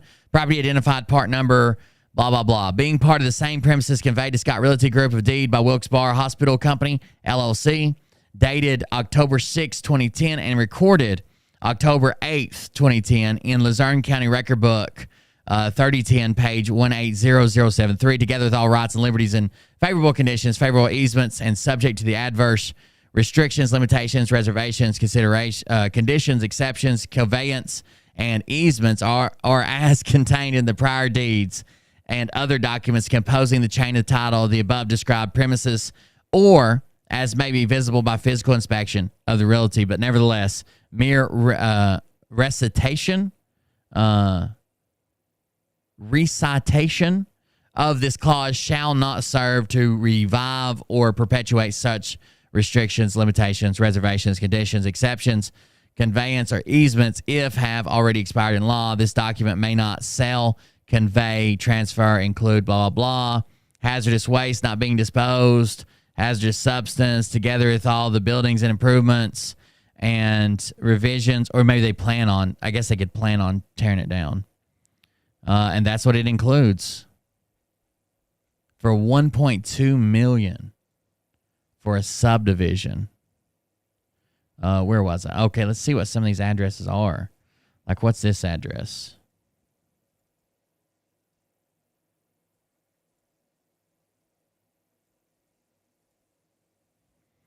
That's 454. That's 464. So 500's right here somewhere, like you guys were saying. La Fresh Market, what's its address? It's probably on this road, isn't it? No, 500 Scott Street, La Fresh Market. And La Fresh Market and Inner Intermountain Medical Group, Scott Street. It's very weird. Is it this? I don't know. Is it this whole lot? Is it this part behind it? I wish I knew better about the size of what is Seek Optics address. They're considered 480 Scott Street. So it's this whole thing. I know someone said the bank earlier, and I was like, oh, I don't see that address on the deed. And they're like, yes, it is, but I still don't see it. I don't know. Would they have? Are they tearing it down? Why are they naming it the subdivision? Or you think it was just originally scheduled for a subdivision? That's the way they recorded it. They recorded it as a subdivision, and now even though it's become a business and this, that, and the other, they still call it the East End subdivision because that's the way it was first recorded. What's La Ala Fresh Market? Is that just something in the doctor's office? Nope. It's a Mexican mart, like a Spanish food market. Unique beauty salon. Is it all these businesses? I thought it was a medical place. There's a Citizens Bank. What's around back? Are there more businesses around back? There's parking, huh?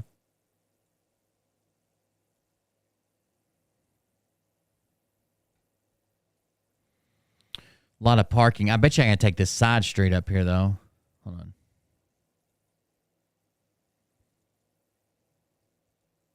Wasn't one of these a street that went through? Is it up here at the red light? Oh, maybe I'm just an idiot. I thought there was a street that cut through. Oh, here it is. No, that's a fucking drive-through, ain't it? Everything's a drive-through. Oh, here's a street, right? Is that the... Oh, no, that's Scott Street. I thought there's a street that cut through right here. I guess not. Because they won't let me go up through there. It's listed as a hospital. Intermountain Medical Group, Scott Street Medical Center, 500 Scott Street, Wilkes-Barre. Let's do this. You think he just bought the strip mall for $1.2 million? Well, he might have. I don't know. I wanted to see if any of these businesses had been shut down since COVID and shit. Or if he bought the existing building. Maybe it was just originally listed as a subdivision, which I guess you could subdivide business property too. I don't know. It's just not what I think about when I read subdivision. Like they subdivided the business plots, and that's why they're calling it a subdivision. I don't guess it really matters. He spent $1.2 million on property. Thanks to Monica and Lynn for saving my life. No. Let's see.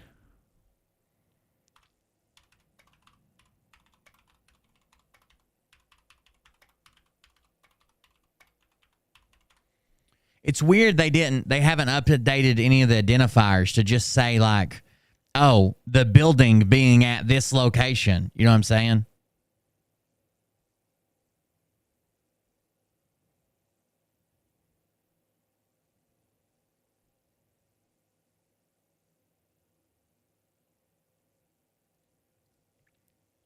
That they're still like, oh, well, you know, it's this. There's no goddamn railroad spike still sitting here somewhere or a hole drilled in a right of way. Like, there's no fucking way.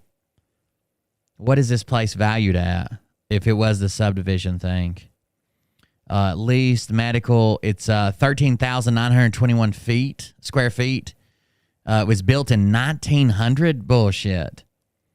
Medical, office class, multiple tenants. They don't have a fair market value on it, do they? No.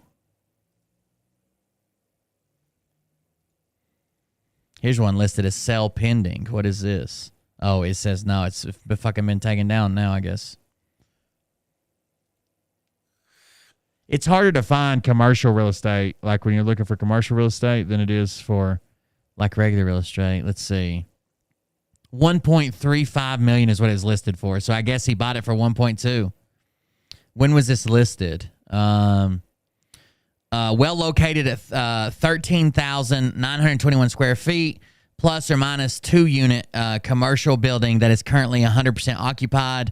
Property has 53% has 53 on-site parking spaces, building and pylon signage, and 2 entrances, exits with cross easements from Scott Street to Kidder Street. Is a very high traffic artery to Wilkes-Barre City and Wilkes-Barre Township.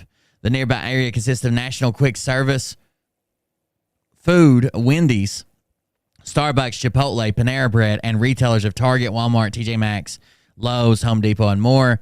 The main retail corridor nearby a Mohegan Sun Arena with access to I-81, Route 309, Route 315, Route 115. It was listed for 1.35. So I guess he paid 1.2 for it, huh? Jesus Christ. It doesn't, even though it has access to the road to Kidder Street, it doesn't include the bank. It's I see the Citizens Bank sign. Is this the Citizens Bank here? No, that's a Wendy's. Is the Citizens Bank separate up there? It's only showing this building that has 2 occupants in it. Yeah, I guess the bank is detached. It doesn't show it in these photos. It could include the bank. It doesn't show it in these photos. It shows two places inside the building.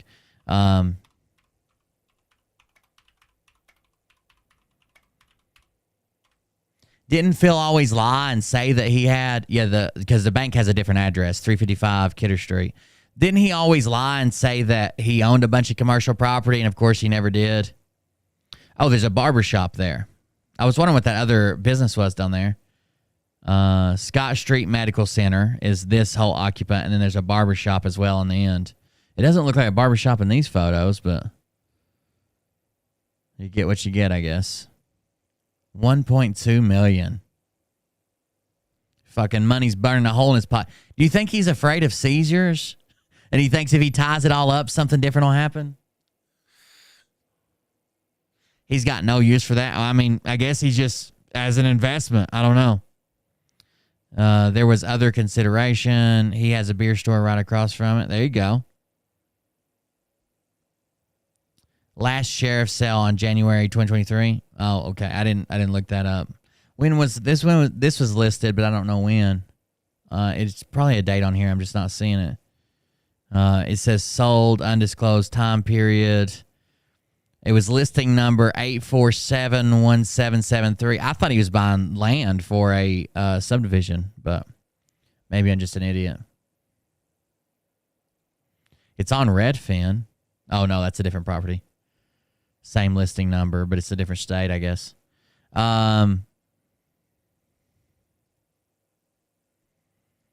Undisclosed. 3.81 spaces per 1,000 feet. Oh, that's how many spaces there are for the car. 1 story, building too far. Multiple tenants, 2. Plus or minus 2. Wonder what he's going to do with it. Family medicine, internal medicine, 15, blah, blah, blah.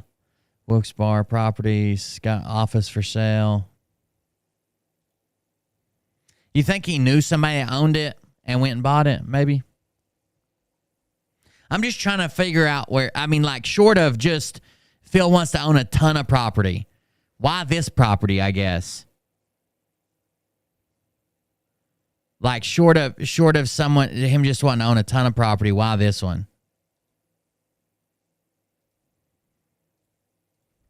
I don't know. Let's see. It's almost midnight. Let's do some Kim Kukich stuff, and then we'll go from there. We've got some first stuff. I got to come back to Phil anyways. I was sent this, and I figured we'd use some time to figure out what it was.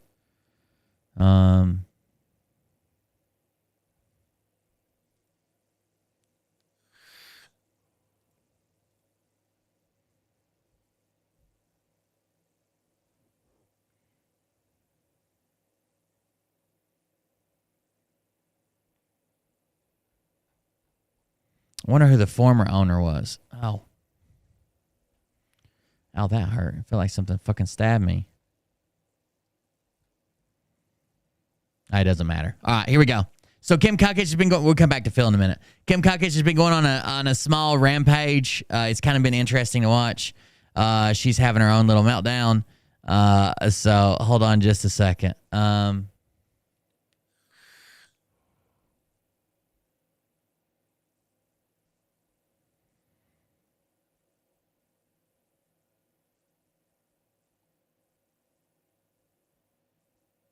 Let me see. Let me grab it. I got to catch up on these two. Oh. I think they get a large. Scott Rogers' boobs remind me of... Thank you very much for that, Tsuko. That made me laugh. Oh, God.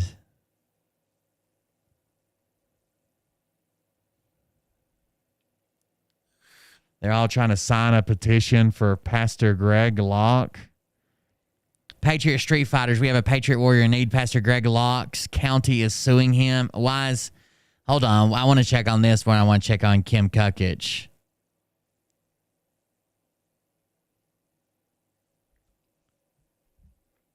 Yeah, I don't think it includes the bank. I know somebody was screaming it was a bank over and over again, but I don't think it includes the bank. Greg Locke County sued. It seems like it includes this building with it says 2 tenants plus or minus 1 storage in the back and the lots. I think the bank is separately. Files to fight on as he's sued by his county. County sues Greg Locke for zoning, noise ordinance violations. Preacher plans to countersue. I don't want to read something from christiannews.com. Can you please give me like a regular fucking goddamn news source? This is wild. Global Vision Bible Church for zoning. It's like a local news here.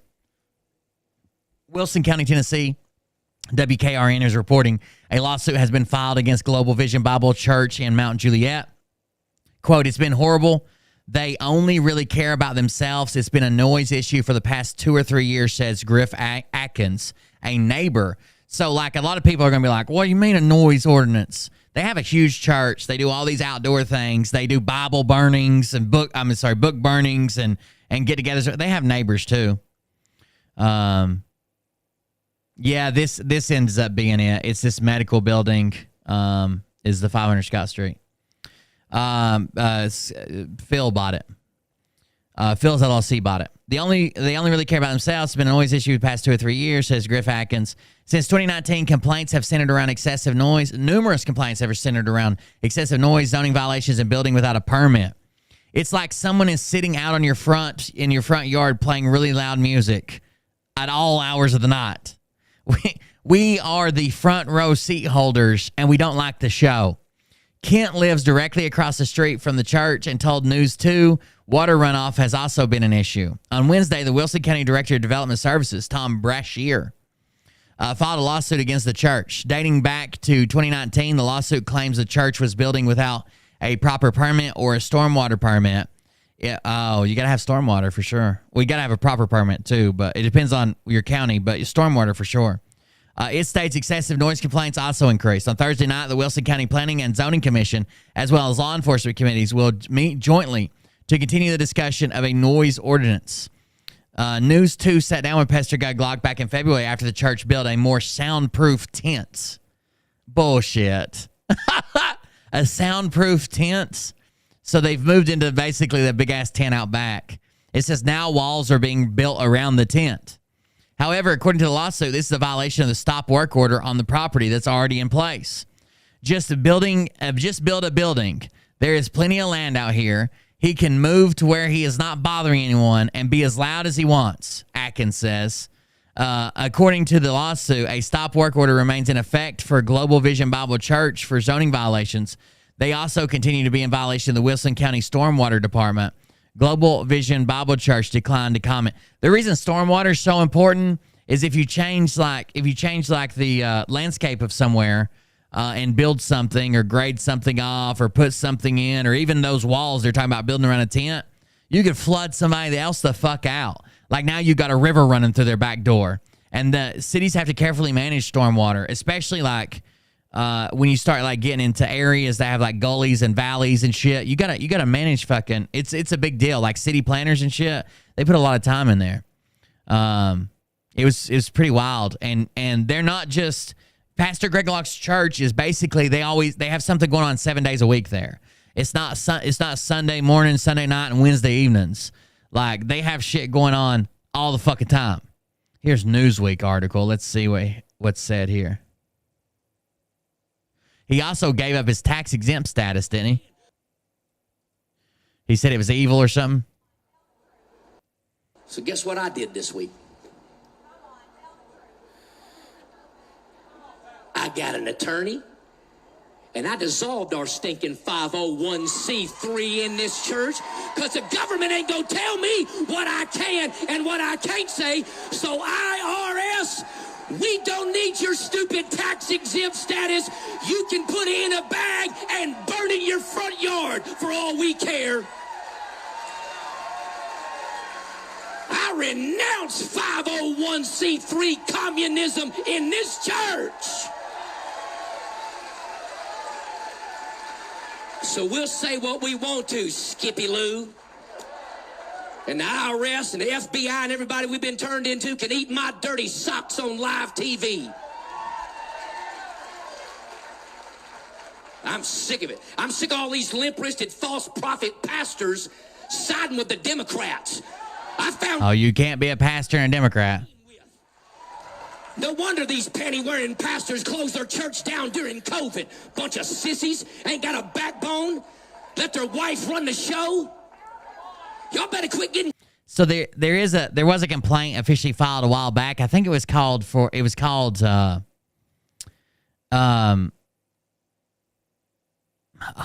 is it called? The Johnson Act or the Johnson Amendment, maybe? Johnson Act, Johnson Amendment. Basically what it says is like Greg Locke told his patrons of his church that they cannot vote Democrat. They better not come back, that they're witches and warlocks and evil if anybody votes Democrat. Well, when you get benefits from the IRS, there's a separation of church and state issue, right? Like, it's not supposed to be, you can't be a political, it would be like the Republican Party going in and saying, oh no, we're a church, right? You can't have, or we're a charity. You can't be a political recruitment wing or indoctrination wing or whatever you want to be. You couldn't be a super PAC and fucking claim that you're a church or a charity. So there were groups, watchdog groups, that reported some of his shit and said, hey, this is in violation of the Johnson Act or Johnson Amendment. And the IRS said that they would be looking into it, which is basically like their go-to. We'll look into it. That's what they tell everybody. We'll look into it. And then he got mad before anybody had a chance to look into it and just revoked it. So now they're paying taxes. He's a weird dude. Book burnings scare me. Like, book burnings make me nervous about anybody. I don't give a damn which god you worship. Out here fucking burning books and shit. That's crazy. At Mrs. Ramesh. Oh, no. That can't be good.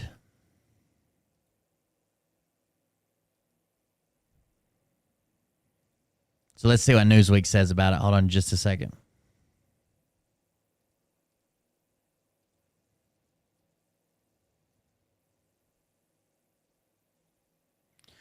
Controversial pastor Greg Locke has vowed to fight against the Tennessee county that sued him over alleged zoning violations. Director of Wesley County Development Services brought a lawsuit against Global Vision and its pastor Locke that also alleges excessive noise as well as building without a permit. According to ABC 9, a stop work order was issued to the church in Mount Juliet in western Wilson County in July 2019. So all the way back in 2019, they had a stop work order while an addition to the building was under construction. So in 2019, fucking 4 years ago, they told them to stop work, and they've been working ever since. In particular, the lawsuit stated that a larger tent was erected on the property and that a more permanent structure being built around it was in violation of the stop work orders, the network reported. So they didn't get him for like noise violations or what, disturbing the peace or whatever the fuck they're claiming. He had a stop work order and he decided to keep building, and they never pulled the proper permits. But Locke denies the allegations made by the county and said he and the church have complied with the county and announced his intention to countersue. Locke told Newsweek, I absolutely refute them. We've done unbelievable amounts of work to minimize the noise and be in full compliance since 2019. So he's arguing a different part. They're saying you had a stop work order since 2019. He's saying that stop work, no work. Then he's claiming, hey, we've done all kinds of work since 2019. That's a different argument. You're complaining about the noise. These ridiculous allegations will not stand as a bully tactic because of people's complaints. Yeah, your neighbors. Like, your neighbors have just as much right to be there as you do and enjoy their property and their land and their whatever. We will be countersuing, and our constitutional rights will not be trampled upon. We will win. We will fight. We will win. He added, but one thing needs to be abundantly clear. We will not stop having our worship services. Numerous complaints have reportedly been made to Wilson County officials over excessive noise in the area. A Change.org petition called on Wilson County as well as police in the area to stop excessive amplified sound emanating in the west end of the county. In particular, the petition mentions excessive noise and music during all hours of the day and late into the night, all days of the week, despite repeated complaints. As of Sunday, March 26th, the petition has attracted more than 1,920 signatures and has a goal of 2,500 signatures. Locke is no stranger to controversy and has previously made headlines by calling coronavirus a fake pandemic, as well as having burned books from the Harry Potter and Twilight franchises, which he claimed promoted witchcraft. He was suspended from Twitter in September 2021 after he made several medically discredited claims about COVID-19, as well as having urged his congregation not to get vaccinated against the virus. His account was later reinstated following Elon Musk's takeover of Twitter. Locke also branded Joe Biden a, quote, fake president and said that the Democrat was the real virus in this country that needs to be eradicated. So there you go, Mr. Greg Locke. Let me, what time is it? It's 11:37. Let me read, I would do some Ken Kukich here. Thank you for that, Q Idiot. I do want to read some Kim Kukich. There's just not a lot of, let me see it.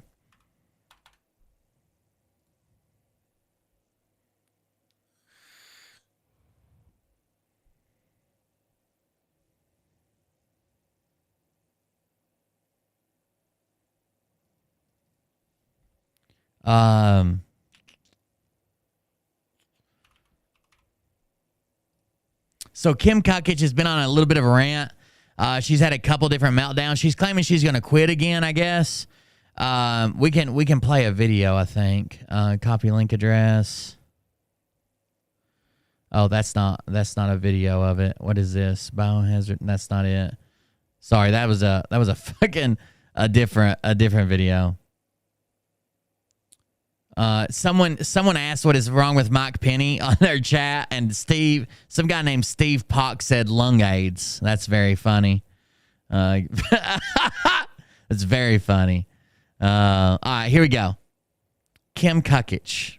Let's see what she's been saying lately. There's the pictures. That's not it. CBC. Nope. It's just after this. Okay.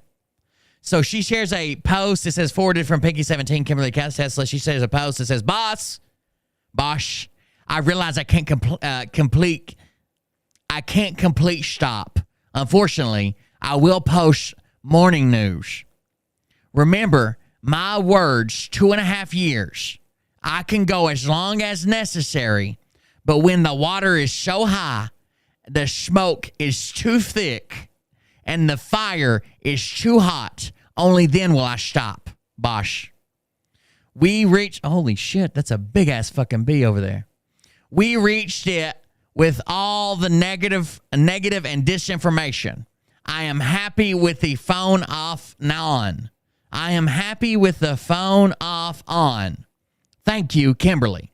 So she's trying to quit, I guess. She shares her own post that says, Our Lady of Perpetual Censoring. Then it says, not here to be liked. And it's like a little picture she shared. And then she says, I'm happy. Fucking B. I'm happy with the phone off on. Thank you, Kimberly. Okay. Then it says, this is a new post. Posting is for president and VP now. So she's claiming that the president and the vice president, that's the only people she's posting for. Posting is for president and vice president now. That's it. Happiness never comes with a phone in your hand. My days are numbered. You guys see that big ass fucking hornet behind me? Somebody check out that dono clip and play it. I'm gonna try to kill this fucking wasp.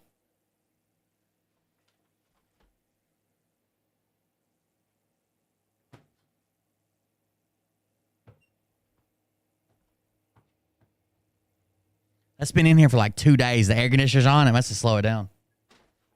Anyways, my days are numbered. Bosh, only here now for you. It was forced to actually turn the... It was forced to actually turn the phone on and look at it. Patriots need to realize this now. And then they said, oh, she's quitting by actually not quitting again, claiming that she's only posting for the president and vice president. Then she shares this link.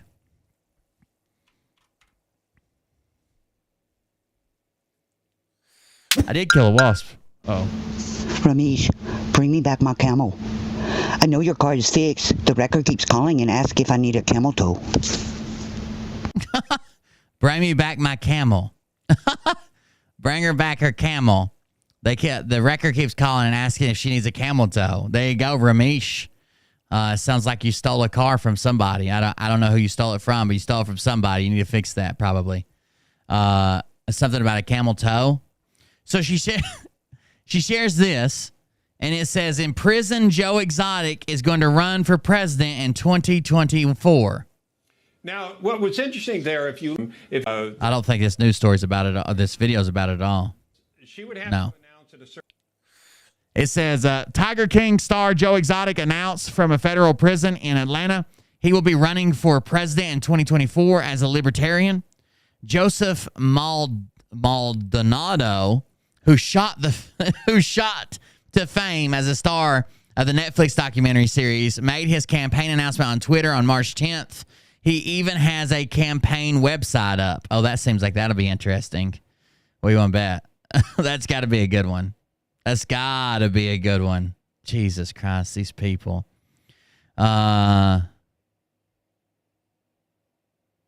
Charlie Freak responds after vicious ambush by Jason Q. Oh, no. There's too much shit to cover tonight, guys. Way too much shit. Let's check out his campaign website. He's in prison for 21 years. You think he's going to pardon himself? That's his plan? Look at this. Look at this motherfucker. Somebody should just made this and collected donations and said, fuck him. But if you're tired of unjust laws being forced upon you and the Social Security of the elderly that have worked their entire lives to deserve that being cut by our government and free welfare being handed out instead of deserved, health care here in America for only the rich and made for the pharmaceutical. I didn't change the volume. And many other issues that face us here in America. We're being terrorized by our own government, by our laws being forced upon us every day that we wake up. Thousands of laws are introduced every day that the politicians don't even read because they're paid by lobbyists to force these laws upon you. If you want to stand up and make a change in America, you now have your voice. Joe Exotic for the people of America. Joe for the people of America. Joe Exotic, everybody.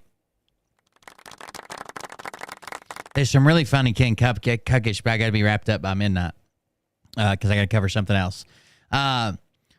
Maldonado is serving a 21-year prison sentence following his conviction in 2019 on multiple charges, including 2 counts of hiring hitmen to murder wildlife activist Carol Baskins. He was also convicted of killing tigers and selling them across state lines. There's no rule against someone being convicted of a crime of running for and serving as president if elected. The Constitution lists only 3 qualifications: must be 35 years old, must be a natural-born citizen, must have lived in the U.S. for at least 14 years. Maldonado previously ran for governor of Oklahoma in 2018 as a libertarian, but did not make it past the party's primary. In an interview with Fox News on Sunday, the recently divorced Maldonado said changes need to be made in America's political and judicial system. Things have to be changed in our country, in our political system, in our justice department, our prison system, he said. Somebody's got to start asking some real questions for the people that work their butts off in this country to pay the bills for these politicians to just keep paying this money away. He said his presidential campaign will focus on reducing Americans' role on global stage, arguing that the working people of America shouldn't be responsible for taking care of the rest of the world. We have to quit policing the rest of the world, okay? We have to quit funding everybody else's culture, he said. It's not the working people of America's problem to take care of the rest of the world. We're sending, excuse me, I burped. We're sending billions and billions of dollars to the other countries for gender identity, for their wars, for their crap, and we're cutting grandma and grandpa's Social Security in America. And we have homeless vets, and it's ass backwards. Angela McArdle, chair of the Libertarian Party, slammed Maldonado's campaign in an interview with TMZ on March 9th. We stand for personal and economic freedom. We are not a landing pad for former reality stars and D-list celebrities, McArdle said, adding Maldonado's failed run for Oklahoma governor back in 2018 was just tigers and glitter. That's a hell of a quote. I hope somebody describes me like that one day. Just tigers and glitter.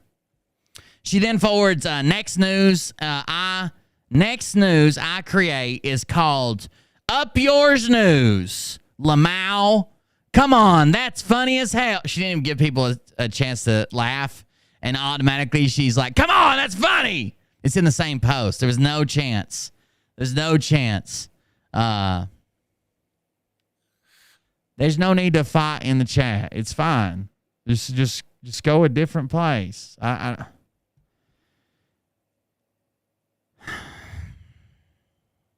She then claims that she's going to vote for Joe Exotic, imprison Joe Exotic to run for, and she shares it again. And then here we go. So then she says, listen to these next messages.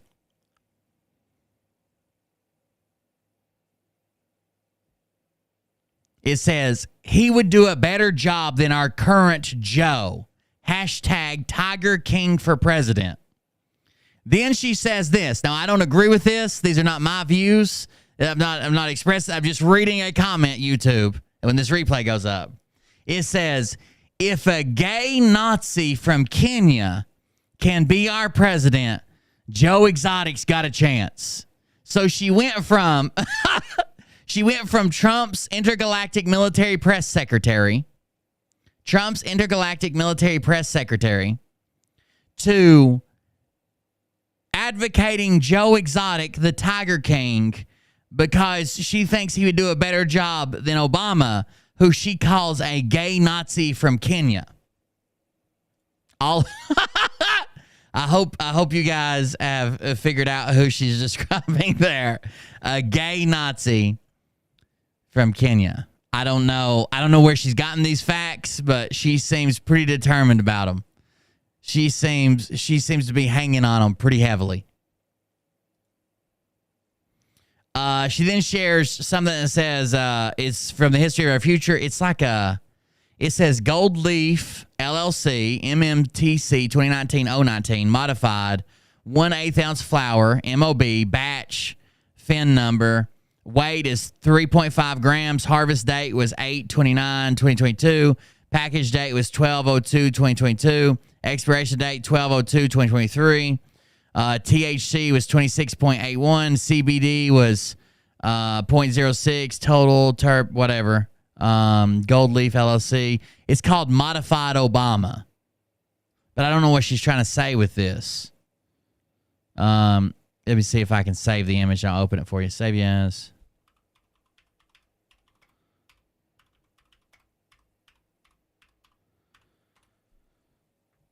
I have no idea what she's trying to say with it, but it's here.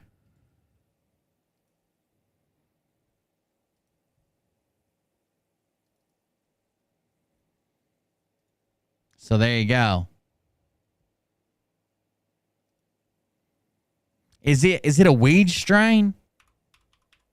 I see the THC. I see the 3.5 grams.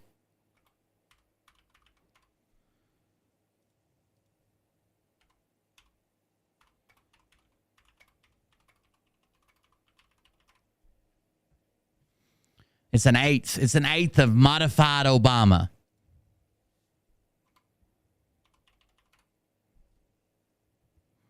So there you go. There it is. It's shared. Modified. Oh, yeah. By Flo Kana. Modified Obama Kush, and there's modified Obama. Got it. Thank you for clearing that up. She says, think about this. So she comes back. She's posting again. Here we go. Think about this. A gay. She won't let Obama go. She won't let Obama go. Think about this. A gay Nazi from Kenya, and then she shares the Kenyan flag, becomes president of the United States Corporation before a woman. Now that's hashtag up yours news. This lady is fucking wild, dude. Wild. There it is. Oh, I didn't think I was going to show it, but I guess I am. So there it is. If gay Nazi from Kenya can be our president, Joe Exotic got a chance. Modified Obama, weed. 1/8 ounce flour. Oh, it's an eighth. I didn't even realize that. Think about this. A gay Nazi from Kenya becomes president of the United States Corporation before a woman. Now that's the hashtag up yours news. The real relationship behind the scenes with President Trump. He knows God. I bet you he doesn't. 1545, a market crash. I don't know for a fact, but President knows I start a permanent I don't work in news biz April 1st. I done. Do this immediately if you have moles or skin tags. Oh, sweet. Phil could use that. To President Trump and Vice President Kennedy, mission completed. The real white rabbit the Q team has been waiting for. Did she just draw a Tesla logo as she made up? The fuck? Oh, shit. I don't even know what that means, Leslie. I don't even know what that fucking word is. The terpenes are too low. Compounds with the formula C5H8N for N less than or greater than 1, comprising of more than 30,000 compounds. Unsaturated hydrocarbons are produced predominantly by plants, particularly conifers. I don't even know what the fuck that is. Anyways, she's having a little bit of a meltdown. She posts that. That's what we just read. They only hate me because I fight for you. Donate now. Of course, donate now. She shares Newsmax post, but doesn't really know how to share it, so this is what it looks like. Congress adds civil liberty protections to surveillance law. I found this article on MXM News, a new app without media bias or censorship. That sounds like a phishing scam. I don't even know what the fuck that is. She shares it live. Newsmax. The history of the future will give Restored Republic, RV News, and any military announcements. Prepare for the crash. We will no longer be on all day. Thank you. As of right now, this is from Restored Republic. As of right now, everything is in the hands of the security teams. The big banks have now been bought out with proper channels and resume activity under the QFS without any restrictions moving forward. This is on March 27th. Here we go. We're ready to go. It's all here. Never lose faith. The best is yet to come. Fucking retards, man. Nothing's happening. What the fuck? Everybody's sitting around waiting to get their free money. Dear Galactic Feds, thank you. Turn my phone off, please. I am ready. Then the post says, I really am happy prior to the last 2.5 years. God, happiness comes when I put the phone down. Technology can't not violate my free will. And I think they should put that on her gravestone. Technology can't not violate my free will. Have a beautiful Sunday. Sunday fun day. This is the one I was reading from earlier. History of the future. Free Trump 2024. Gold bar. Trump 2023. 4123 was her post. Americans are tired. No, that's not even her post. She doesn't know how to share fucking people's posts. Instead of just sending a link, you can share their post. To my family, when the market crashes, please take a moment, say a prayer. You are about to find out you are a hidden bloodline of the Bible. No panic needed. I told you there is a Kukich Tesla family plan. Military Press Secretary Kimberly Kukich Tesla per President Trump, March 26, 2023, 112911. Perfect. So I was hoping on. Can't wait for the QFS to get here. So what? You could set under some Christmas tree lights? I can't believe they're still pushing this fucking QFS in 2023. There's going to be primaries this year. Or like people announcing getting ready for primaries. Are you fucking shitting me?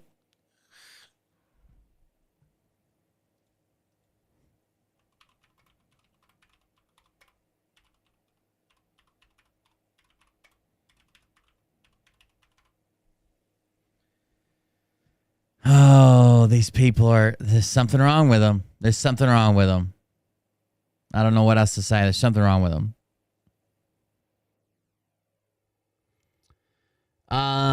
Let's see what we can do. It's almost midnight. That's what we're waiting on. Kim Kukich is having a little bit of a meltdown. The Derek Johnson had a little bit of a meltdown. Everybody's freaking out. So I don't know if you guys know this or not. When a president leaves office,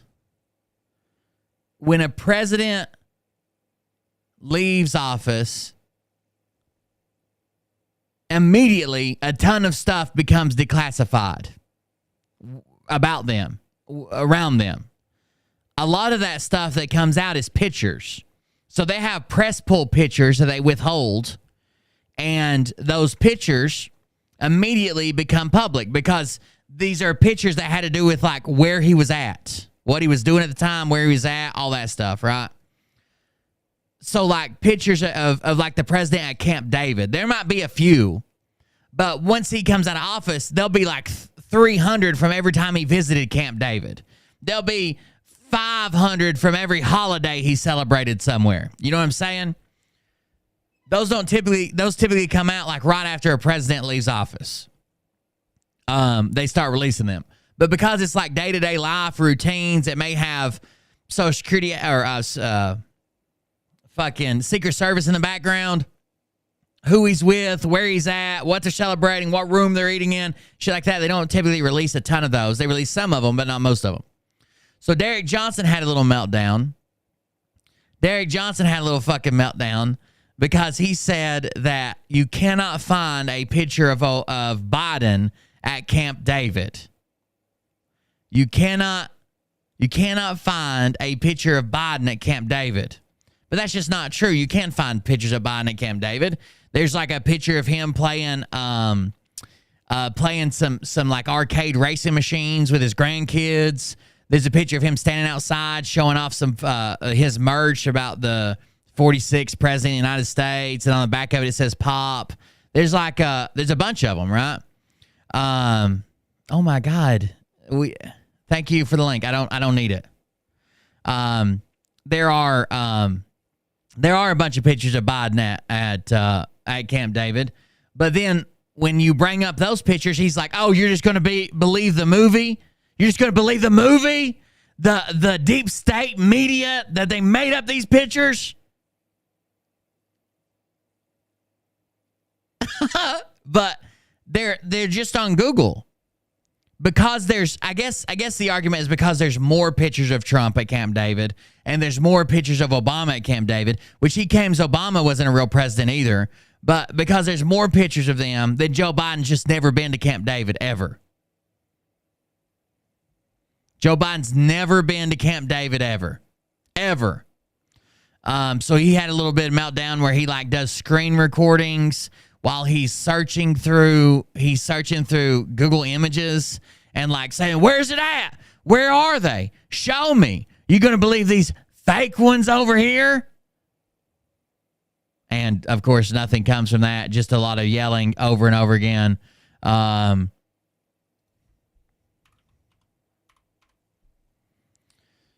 I'll show you some of them maybe. Here they are. So here's his screen recordings. This is Obama at Camp David, apparently. That lung aids comment is very funny. I wish I would have made that comment. He zooms in on all the pictures, and then I'm just gonna go ahead and skip one. It's longer than that, but here's Trump. He's searching for all the Trump photos at Camp David.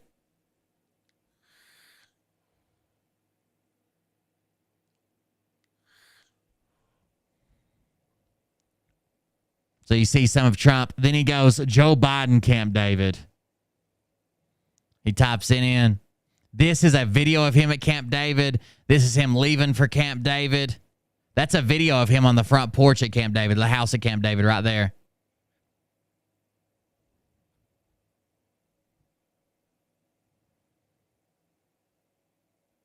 He's completely cutting half the pictures off. Right there's a picture. Biden plays video games with his family at Camp David. That's his grandkids there. They're all playing Mario Kart. That's a reading room at Camp David. Like, there are pictures of him at Camp David. But then he leads back in with this because who the fuck knows why. He comes back with, guess who's never been to Camp David? Sure, the media, 47 U.S. Code 606, tells you in prefabricated articles with no photo evidence. How come Obama and Trump's pulls right up? Skull emoji, fire emoji, flag emoji. So he is, someone mentioned Derek in Nino's chat, a favorable comment, and others spoke out and told them to be careful following Derek. Oh, good deal. That's a good thing. So he believes that you can't find any photos of Biden at Camp David because Biden's never been there. And any photos you do find, the fake media made them up because they're part of US 606, 1137, 18, 19, 105, 6914. Also, they lied to us for 5,000 years, in case you were wondering. All right, I've been waiting for midnight for a while. It's after midnight, right?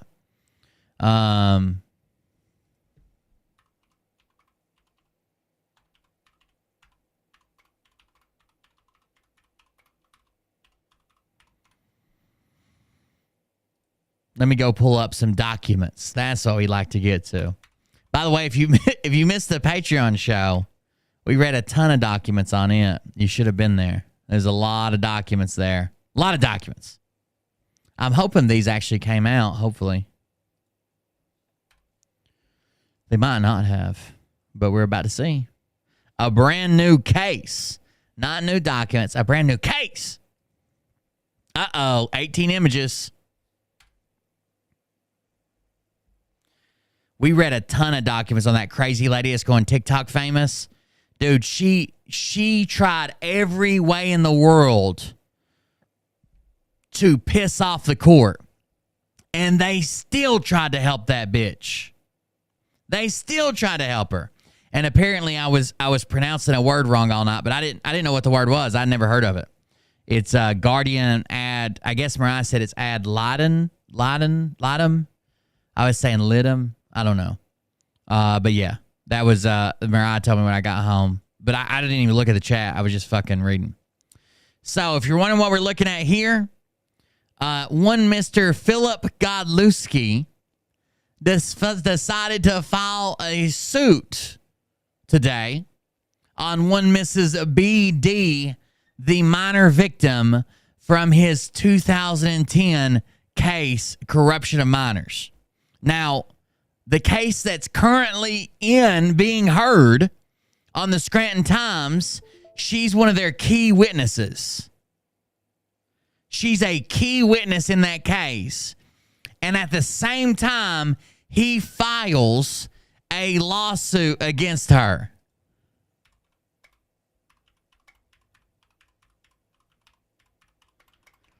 Now, I'm no legal expert. I can't give you an actual legal opinion.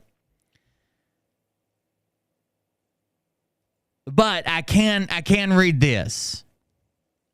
When we're talking about intimidation of witnesses or victims, a person commits this offense if, with the intent or with knowledge that his conduct will or may obstruct, impede, impair, prevents, or interfere with the administration of justice. He intimidates or attempts to intimidate any reason or any manner, any witness or any victim. So I can't tell you what's legal and what's not legal. I'm not a lawyer, but I think it's very shitty that you could go ahead and file. Like you ought to have to wait on fucking judgment or a decision or some shit, right? Summary judgment. This is a clear act that most people would believe is just to silence her, right? He's already claimed it on his show. She's lying. We're going to sue her, blah, blah, blah. We're going to sue her. You know, we know what really went on. We know that she's going to wait till I get her in a lawsuit. We know that what Tim Hinton did. We know what he paid her. We know what happened. I can't tell what he did. He's going to get disbarred from and maybe end up in prison, but I can't tell you what it is. Tim Hinton asked him, like, you know, in the set of questions, like, what did I do that was so horrible? You've made yourself now part of the case. Like, this can't be fucking true. Or allowed. The court can't allow this. Imagine you just went and you sued everybody, and then if they didn't testify, you dropped the case. This is literally an implied threat. This is literally an implied threat that if you continue saying what you're saying, which you've already sworn is true, you're already under oath for, you signed an affidavit for, you already sworn, if you continue doing that, then we're going to end up here, and I'm going to try to take money away from you.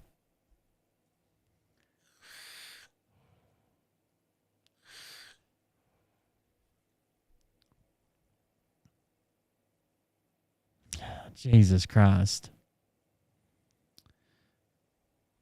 It says, this is 23CV1354. Again, I'm not a lawyer. I'm just not, but I just don't think that this should be done this way.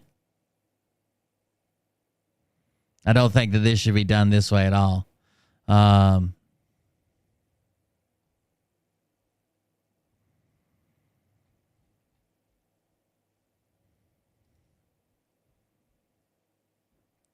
It says a complaint. Plaintiff's name's Phil GODLEWSKI. Defendant's name's BD. Money damages requested, yes. Dollar amount outside arbitration limits. Is this a class action suit? No. Is this an MDJ appeal? No. Attorney is Timothy Coleman. It says tort for slander, libel, or defamation. There's no other boxes, no other boxes, no other boxes, no other boxes. Plaintiff's name, plaintiff's address. This address right here is a fucking lie. Like, just that on his paperwork's a fucking lie. Defendant's name and address. Amount of controversy in excess of judicial amounts. Yes. Court programs. Jury. He requests a jury for tort. 42 PA CSA 8341 at sequential or sequence. Name of plaintiff's attorney, Timothy Coleman, blah, blah, blah. Phil GODLEWSKI. Okay. You have been sued in court. If you wish to defend yourself against the claims set forth in the following pages, you must take action within 20 days after this complaint. So he's going to have these cases are going to be on simultaneously. He's going to be suing his victim from his crime that he pled guilty to, and the star witness on another place that the major witness on another place that he's suing for slander. He's going to be suing them both at the same time. After this complaint, notice are served, entering a written appearance personally or by either by entering a written appearance personally or by attorney and filing writing of the court of the defense of your objections, blah, blah, blah. Comes now plaintiff Phil GODLEWSKI by and through his attorney Timothy Coleman. Plaintiff Phil GODLEWSKI is an adult residing at 115 Huckleberry Lane, Duria, Lackawanna County. That's a lie, by the way. So we were expecting, if there was new action brought, that it would be brought in Luzerne County. Or at least I was. I don't know if anybody else was. I assumed we all were. Phil does not live there anymore. He lives at the Lantern Hill Road, Shavertown, Pennsylvania. That's in Luzerne. That's in a different county. But whatever. Defendant Bree, as an adult, blah, blah, blah. Jurisdiction over this matter is conferred upon the court pursuant. Venue is proper in Lackawanna County. I don't think it is. Paragraphs 1 through 4 of this complaint are restated and reincorporated by reference to the fully set forth on October 31st, 2022. Bree signed an affidavit prepared by or at the direction of, they don't know. It was either prepared by him or at the direction of.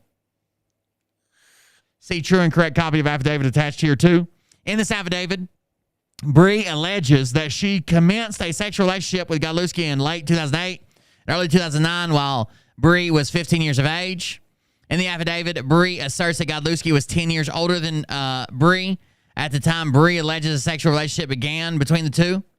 Bree asserts that Godlewski and Bree had sex multiple times while Bree was in 9th grade and 10th grade student at Riverside High School. Bree asserts Godlewski was charged with crimes relating to our sexual relationship in July of 2010. Bree alleges that Godlewski and Bree resumed a sexual relationship in 2014 to 2016.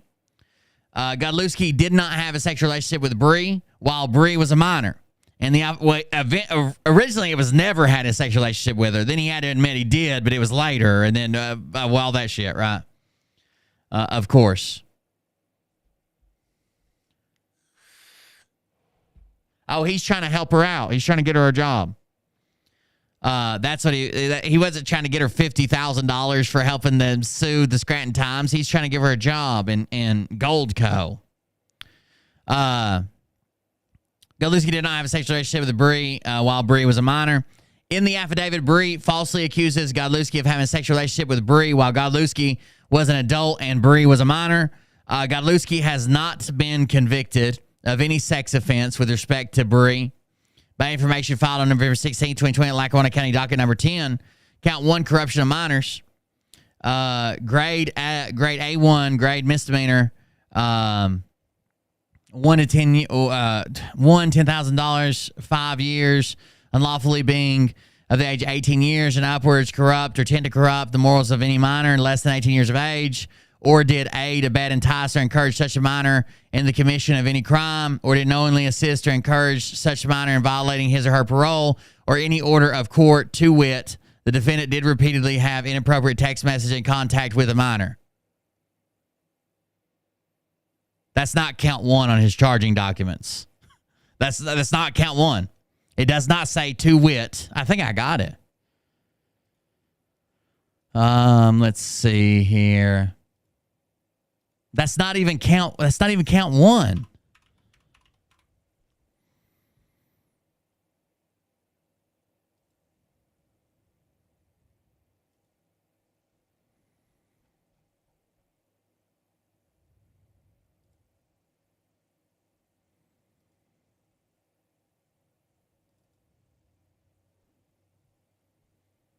That's not the right one. Sorry, give me a second to find it.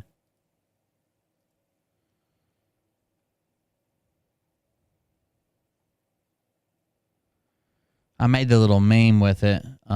Just give me a second to find it. I don't know what I did with it. Ba-ba-da-ba-ba. I'm loving it.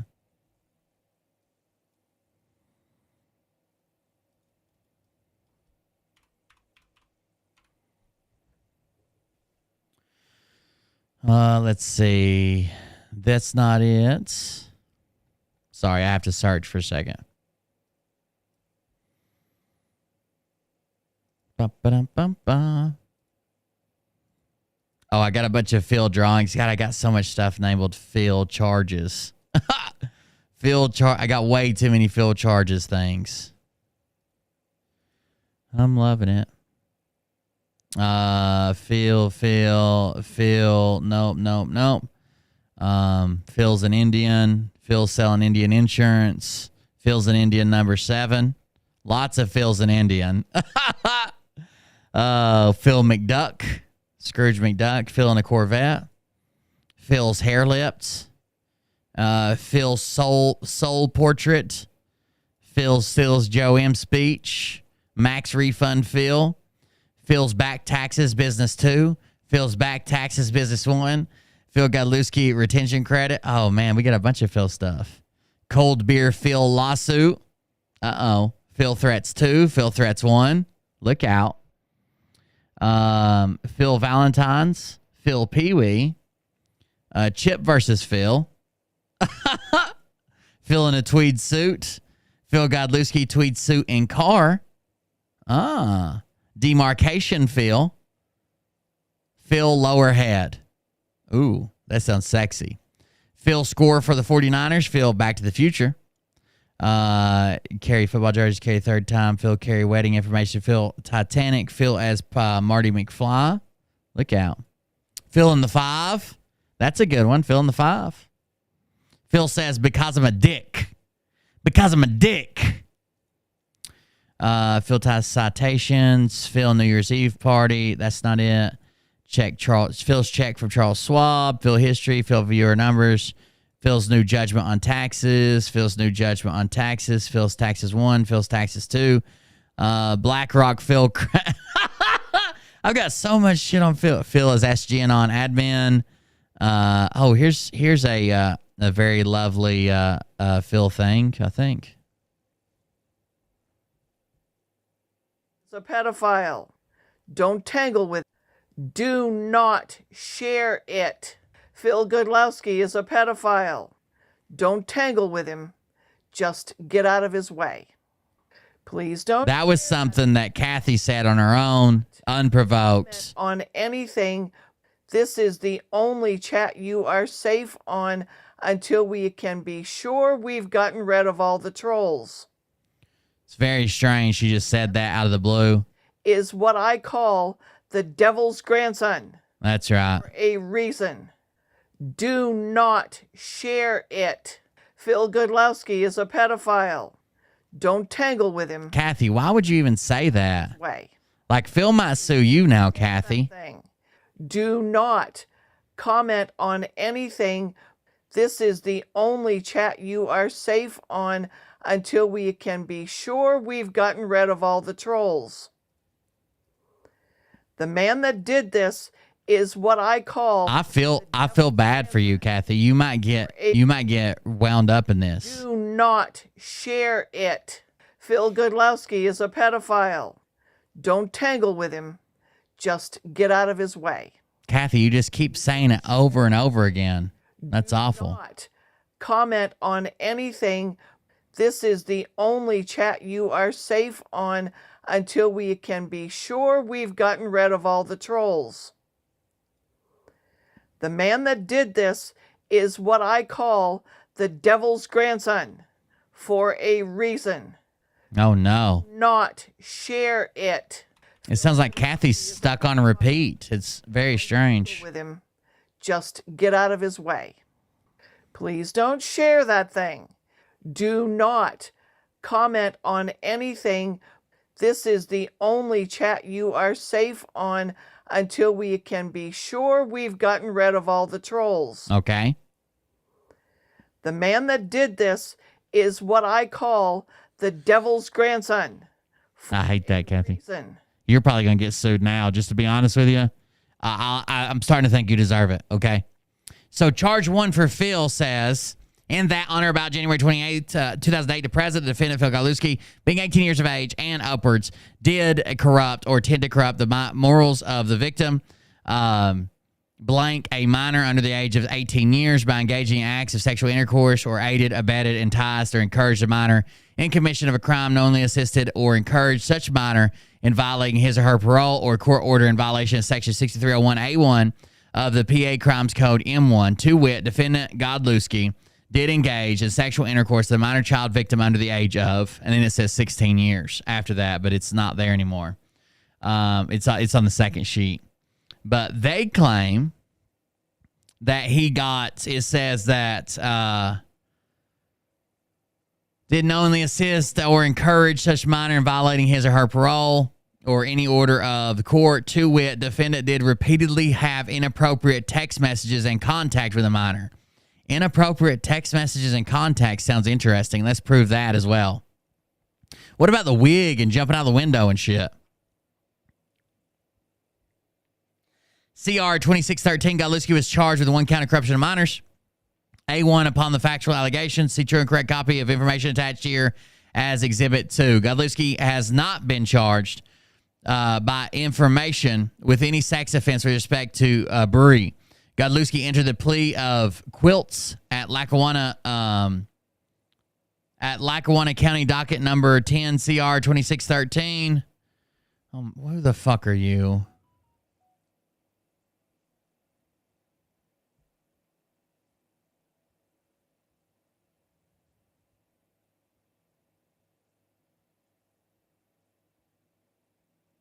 Why did you just post all that shit in my chat?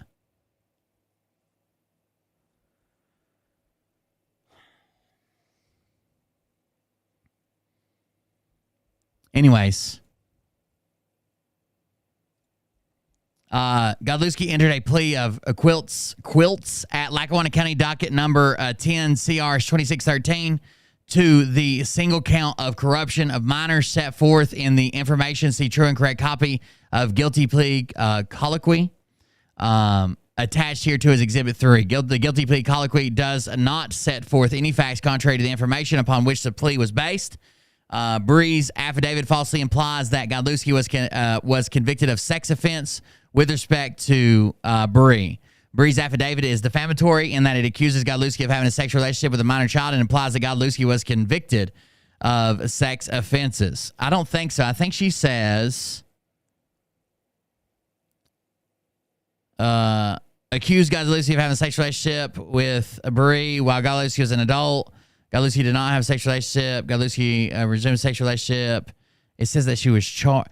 Godlewski was charged with crimes related to their sexual relationship. Well, sexual relationship could be inappropriate text messages, especially with pictures and contact. But it says she was charged. He was charged. She was charged. That's what you said in your own document. With respect, Godlewski entered his quilts. Guilty plea colloquy. Bree's affidavit is defamatory and accuses Phil of having a sexual relationship with a minor and implies that Godlewski was convicted of sex offenses. Bree published the affidavit to attorney Timothy Hinton. I was saying Phil's attorney, Timothy Hinton, with the knowledge and intent that Hinton would republish the affidavit in other litigation. Bree's affidavit applies to Godlewski in that it specifically identifies Godlewski as the alleged perpetrator of sexual acts with the minor.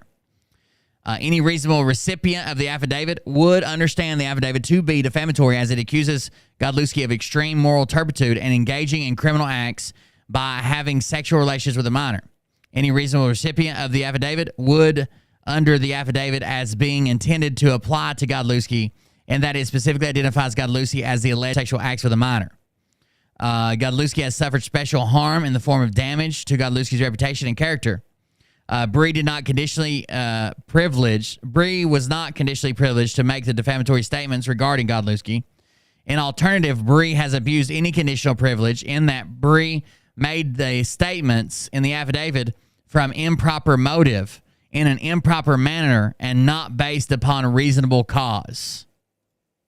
Improper motive, improper manner, and not based on improper cause.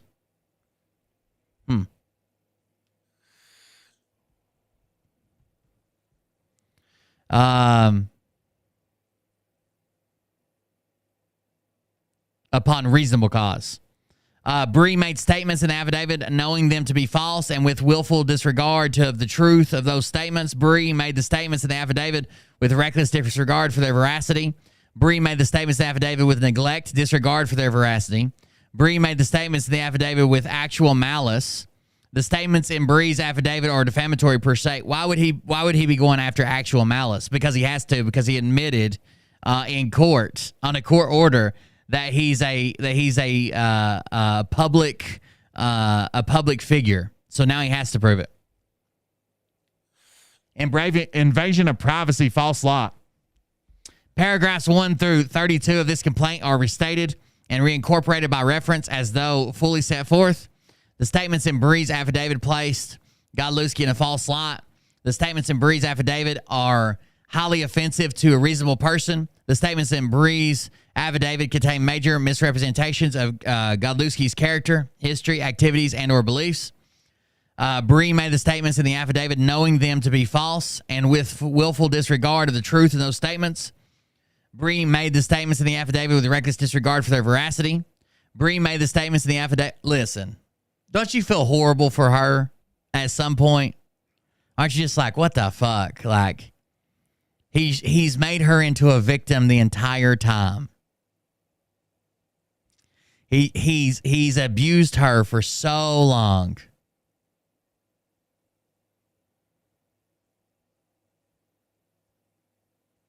Over and over and over and over and over and over again. Every time he turns around. Every time he turns around. He's abusing her somehow. Like, it's crazy. And now she's going to have to face this after testifying against him. And she was there. She was there. She was participating with the fucking police right up until he claimed he was going to kill himself and he was going to leave, allegedly going to leave Dory and go move with her to Florida. It's crazy, dude. This gaslighting fucking piece of shit. Like, I don't know. I don't condone violence, and I never would publicly or anything like that. But the world would be a lot better place without Phil Godlewski. I can guarantee that. Misrepresentation of Godlewski's character, history, activities, or beliefs. Painting him in a false light. Highly offensive. Bree made the statements affidavit knowing them to be false and with full disregard of the truth of those statements. Bree made the statements affidavit with reckless disregard for their veracity. Bree made the statements affidavit with negligent disregard for their veracity. Bree made the statements in the affidavit with actual malice. Bree's conduct has invaded Godlewski's privacy by casting Godlewski in a false light to the public. Invasion of privacy, publicity to private life. Paragraphs 1 through 41 of this compliment are restated and reincorporated by reference as though fully set forth. The statements in Bree's affidavit falsely allege that Godlewski engaged in a sexual relationship with Bree while Bree was a minor. The statements in Bree's affidavit assert that Godlewski and Bree engaged in a consensual sexual relationship in 2014 through 2016 after Bree attained the age majority. The statements in Bree's affidavits assert that Godlewski and Bree engaged in a consensual sexual relationship in 2014 through 2016 after Bree attained the age majority. Bree's allegation, by the way, Phil changed this. He changed it to 2015. He didn't say 2014. He changed this on the stand, didn't he? Didn't he panic and start saying 2015 instead of 2014 when they're like, oh, that was, you were still at a no contact order or something. Wasn't that the dates that he changed it? I can't remember. Bree's allegations of fact relate to the private facts of Godlewski's life. A reasonable person would be highly offended by disclosure of the private facts of one's sexual life. The facts alleged in Bree's affidavits are not matters of legitimate public concern. Bree's conduct has invaded Godlewski's privacy by giving publicity to Godlewski's public life. That's not true. Well, long before Bree came along, everybody was covering this. Major publications were covering this. Wherefore, plaintiff Phil Godlewski respectfully requests that the Honorable Court enter judgment in his favor and against Bree, providing the following.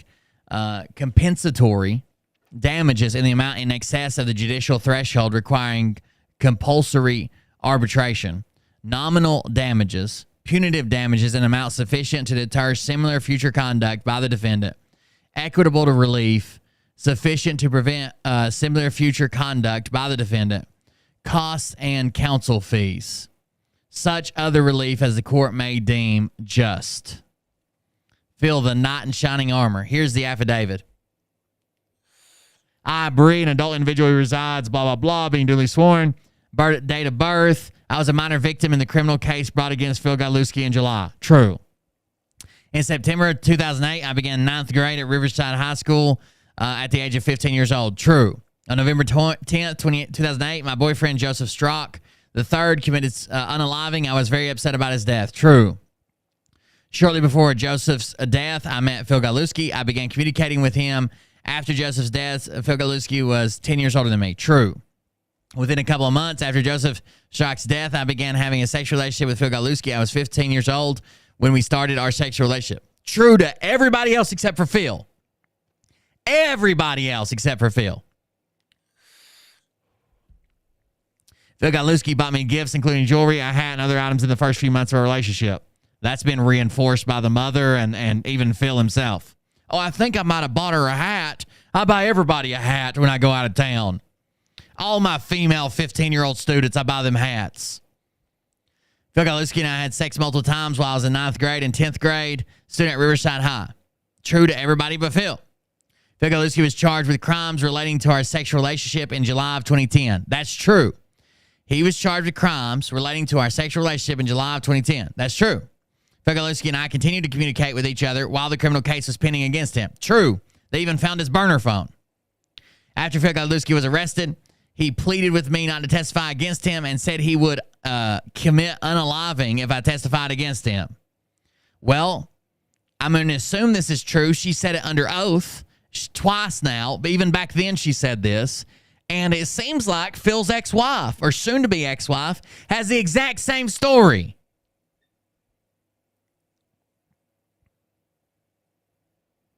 In response to Phil Godlewski's pleas and just wanting the situation to end, I stopped cooperating with the district attorney's office during the criminal case against him, and I refused to testify against Phil Godlewski at the preliminary hearing into the criminal case. True. Phil Godlewski and I continued our sexual relationship in 2014 to 2016 time period after his case was over. I, Bree, do hereby swear and affirm these statements. This is true.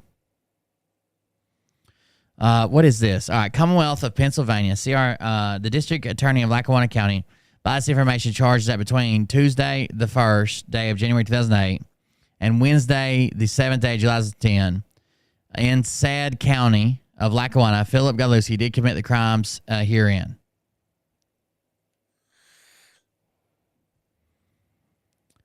When $10,000, 5 years.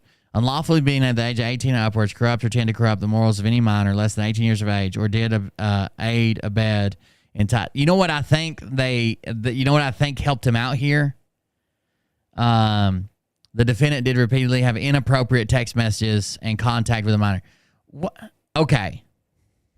If they weren't sexual in nature, making this a sexual relationship, what other possible inappropriate messages could you have with a minor that would bring you up on charges? If they weren't talking about fucking, and they weren't talking about, or they weren't sending nudes back and forth, what possible? Now, I know he claims that it was just inappropriate because Dory found out and she was jealous. If it wasn't sexual, if it wasn't nudes and sexual and talking about fucking, what possible inappropriate text messages could you be brought up on charges for?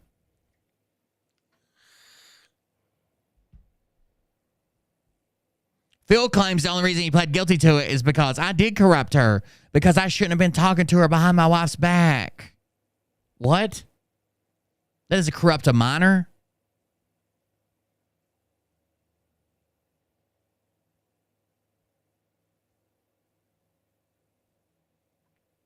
I think it wouldn't be hard to make the leap if you had to, that the text messages that were sent between them, that the DA gave to the Scranton Times, could be used to prove a sexual relationship. People have a sexual relationship all the time over the internet. If they were sending pictures back, if they were sending videos back and forth, if they were sending intimate text messages back and forth, you could prove that was a sexual relationship if you had to.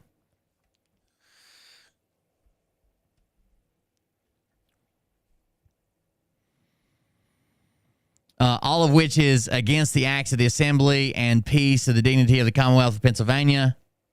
Man, they let him off so fucking easy, dude. They should have fucking nailed his ass to the wall. I wish he never would have stepped down. We would never have to deal with this motherfucker. You are present before this court because of your lawyer has stated that you wish to plead guilty. Some or all the criminal offenses in which you have been charged. Please see and answer fully. Blah, blah, blah. Corruption of minors. Yes. How old are you? How far did you go to school? College grad. Lie. Did you read and write the English language? Yes. Have you had an opportunity to read your charges pending against you? Yes. Therefore, do you know exactly what you are charged with? So there are no documents. There are 0 documents that say they changed his charge from what I showed you on the screen to what and how he has shown up with.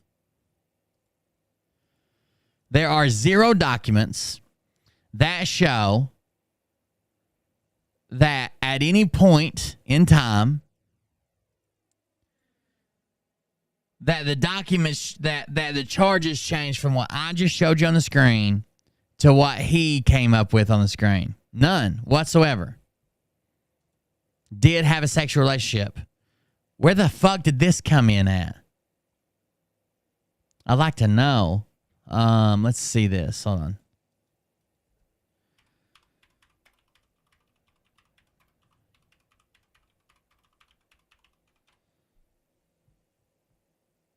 Let me pull that back up, what y'all were just looking at. Hold on.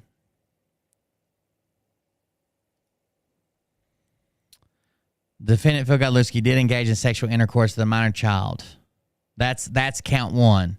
Original sequence 7. Count 1, the one he pled guilty to. It's very weird that he's got a completely different copy that says something else. Huh.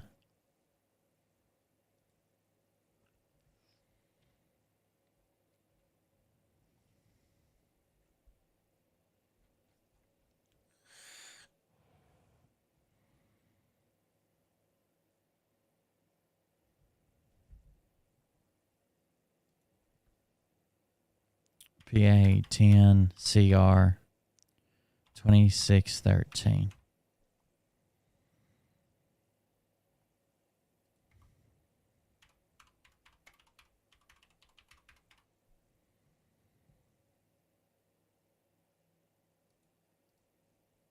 Sorry, I'm looking at something else now. You have to wait a second.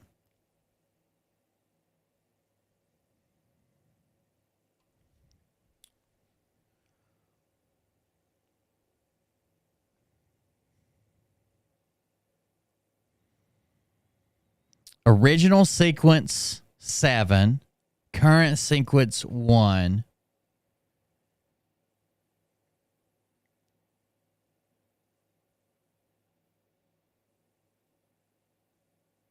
An M1 guilty plea.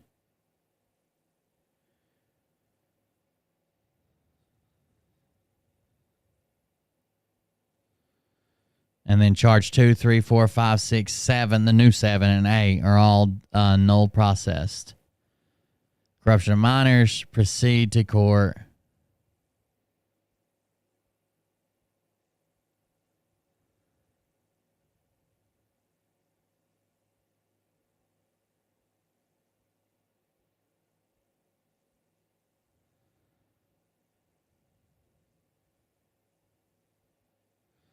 Sorry, I'm looking at something else.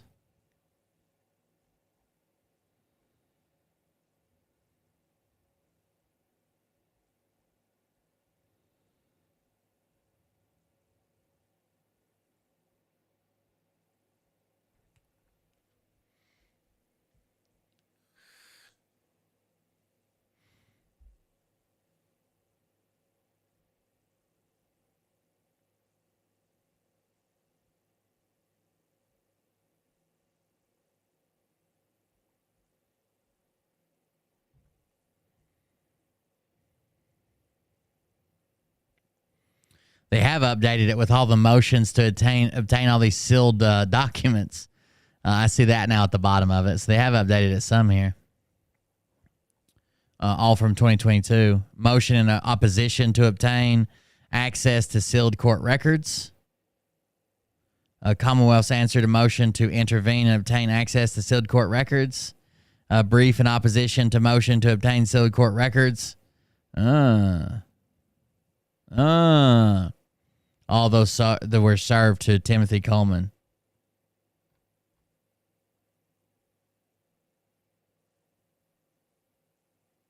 Oh, I'm sorry. All those were filed by Timothy Coleman. Motion in opposition to obtain access to sealed court records. So remember when Phil said They've been dragging their feet trying to get sealed court records, and we told them they weren't sealed and they could have them all. Well, on 5/11/2022, twice there was 2 briefs in opposition of them to obtain the sealed court records from Coleman, filed by Timothy Coleman. That seems weird, huh? Plea to the corruption of minors. Agreed sentence 3 months. Home confinement to 23 months. All other counts dismissed. Maximum penalty was 5 years, $7,500. That's wrong. Even in your own statement, that's wrong.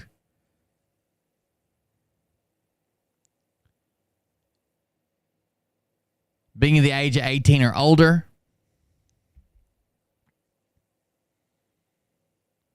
By my 18 or older, by my act, corrupts or tend to corrupt the morals of a minor. Understand the elements, yes. I hereby verify the statements as foregoing document are true and correct. I understand that false statements made herein are subject to blah, blah, blah. Date 3/21/2023. Oh, he just recently signed that when he was filing it, I guess. I can't believe he's going after his former victim, dude. His former... Tell me what girl, what 15-year-old girl gets together with her... Phil's going to have to prove a bunch of shit, dude.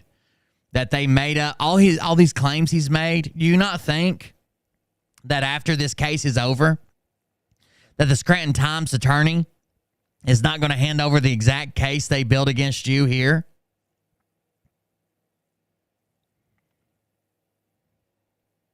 When you claimed that her and her friends faked your telephone, you had a private investigator prove all this, and you still got the receipts from it.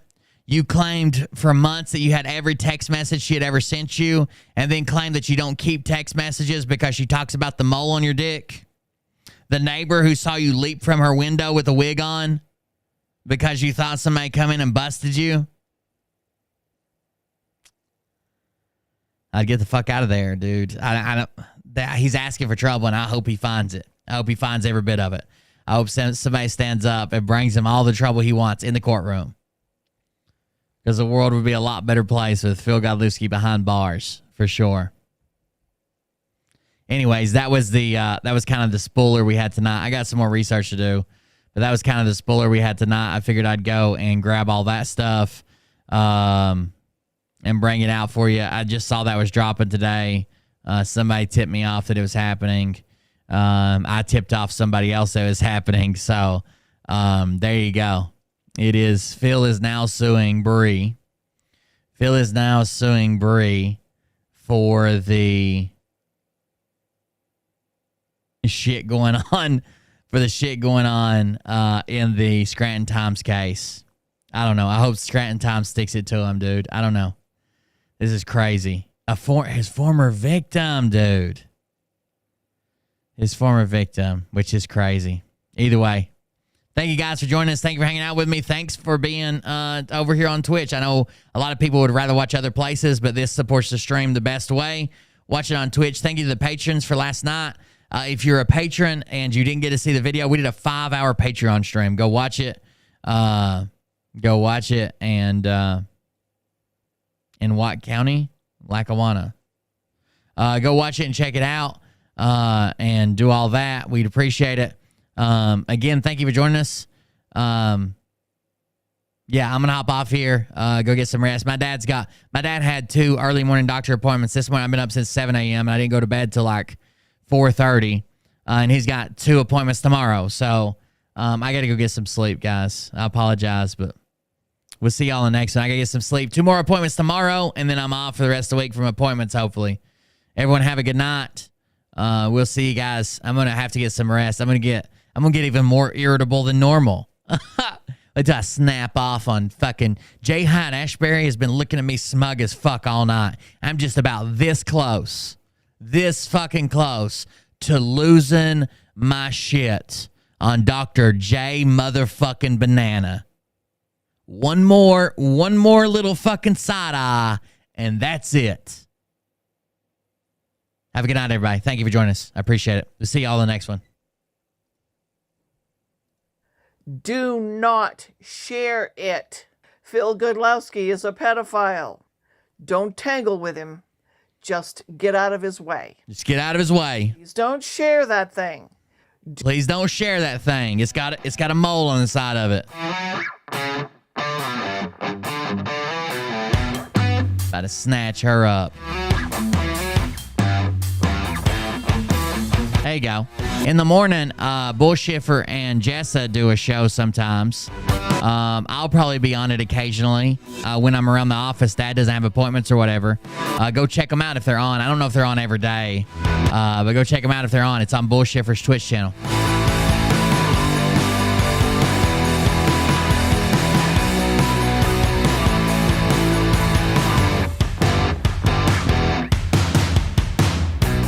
I honestly think that Dr. J Banana's only been around this long because she likes to stay here for years just poking me. Poking the bear. Poking the bear.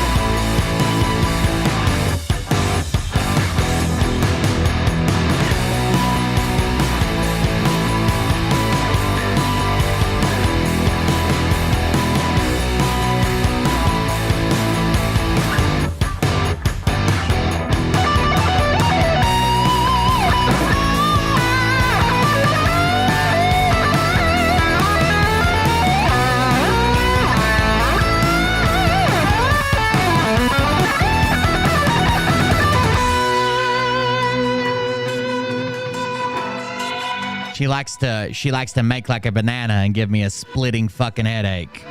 That's what she likes to do.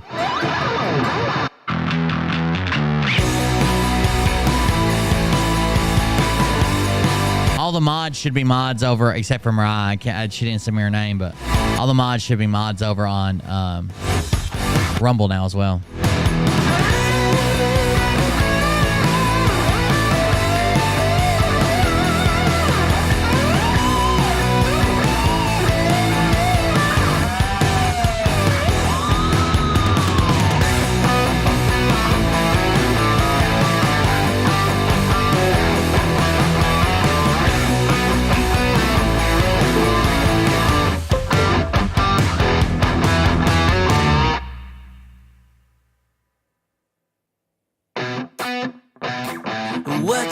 What to think about when you're born into a fire. Let them burn it out. Oh, thank you again, Betsmo, for the custom bear. That's pretty cool. Thank you, guys. Everybody have a good night. We'll see you in the next one.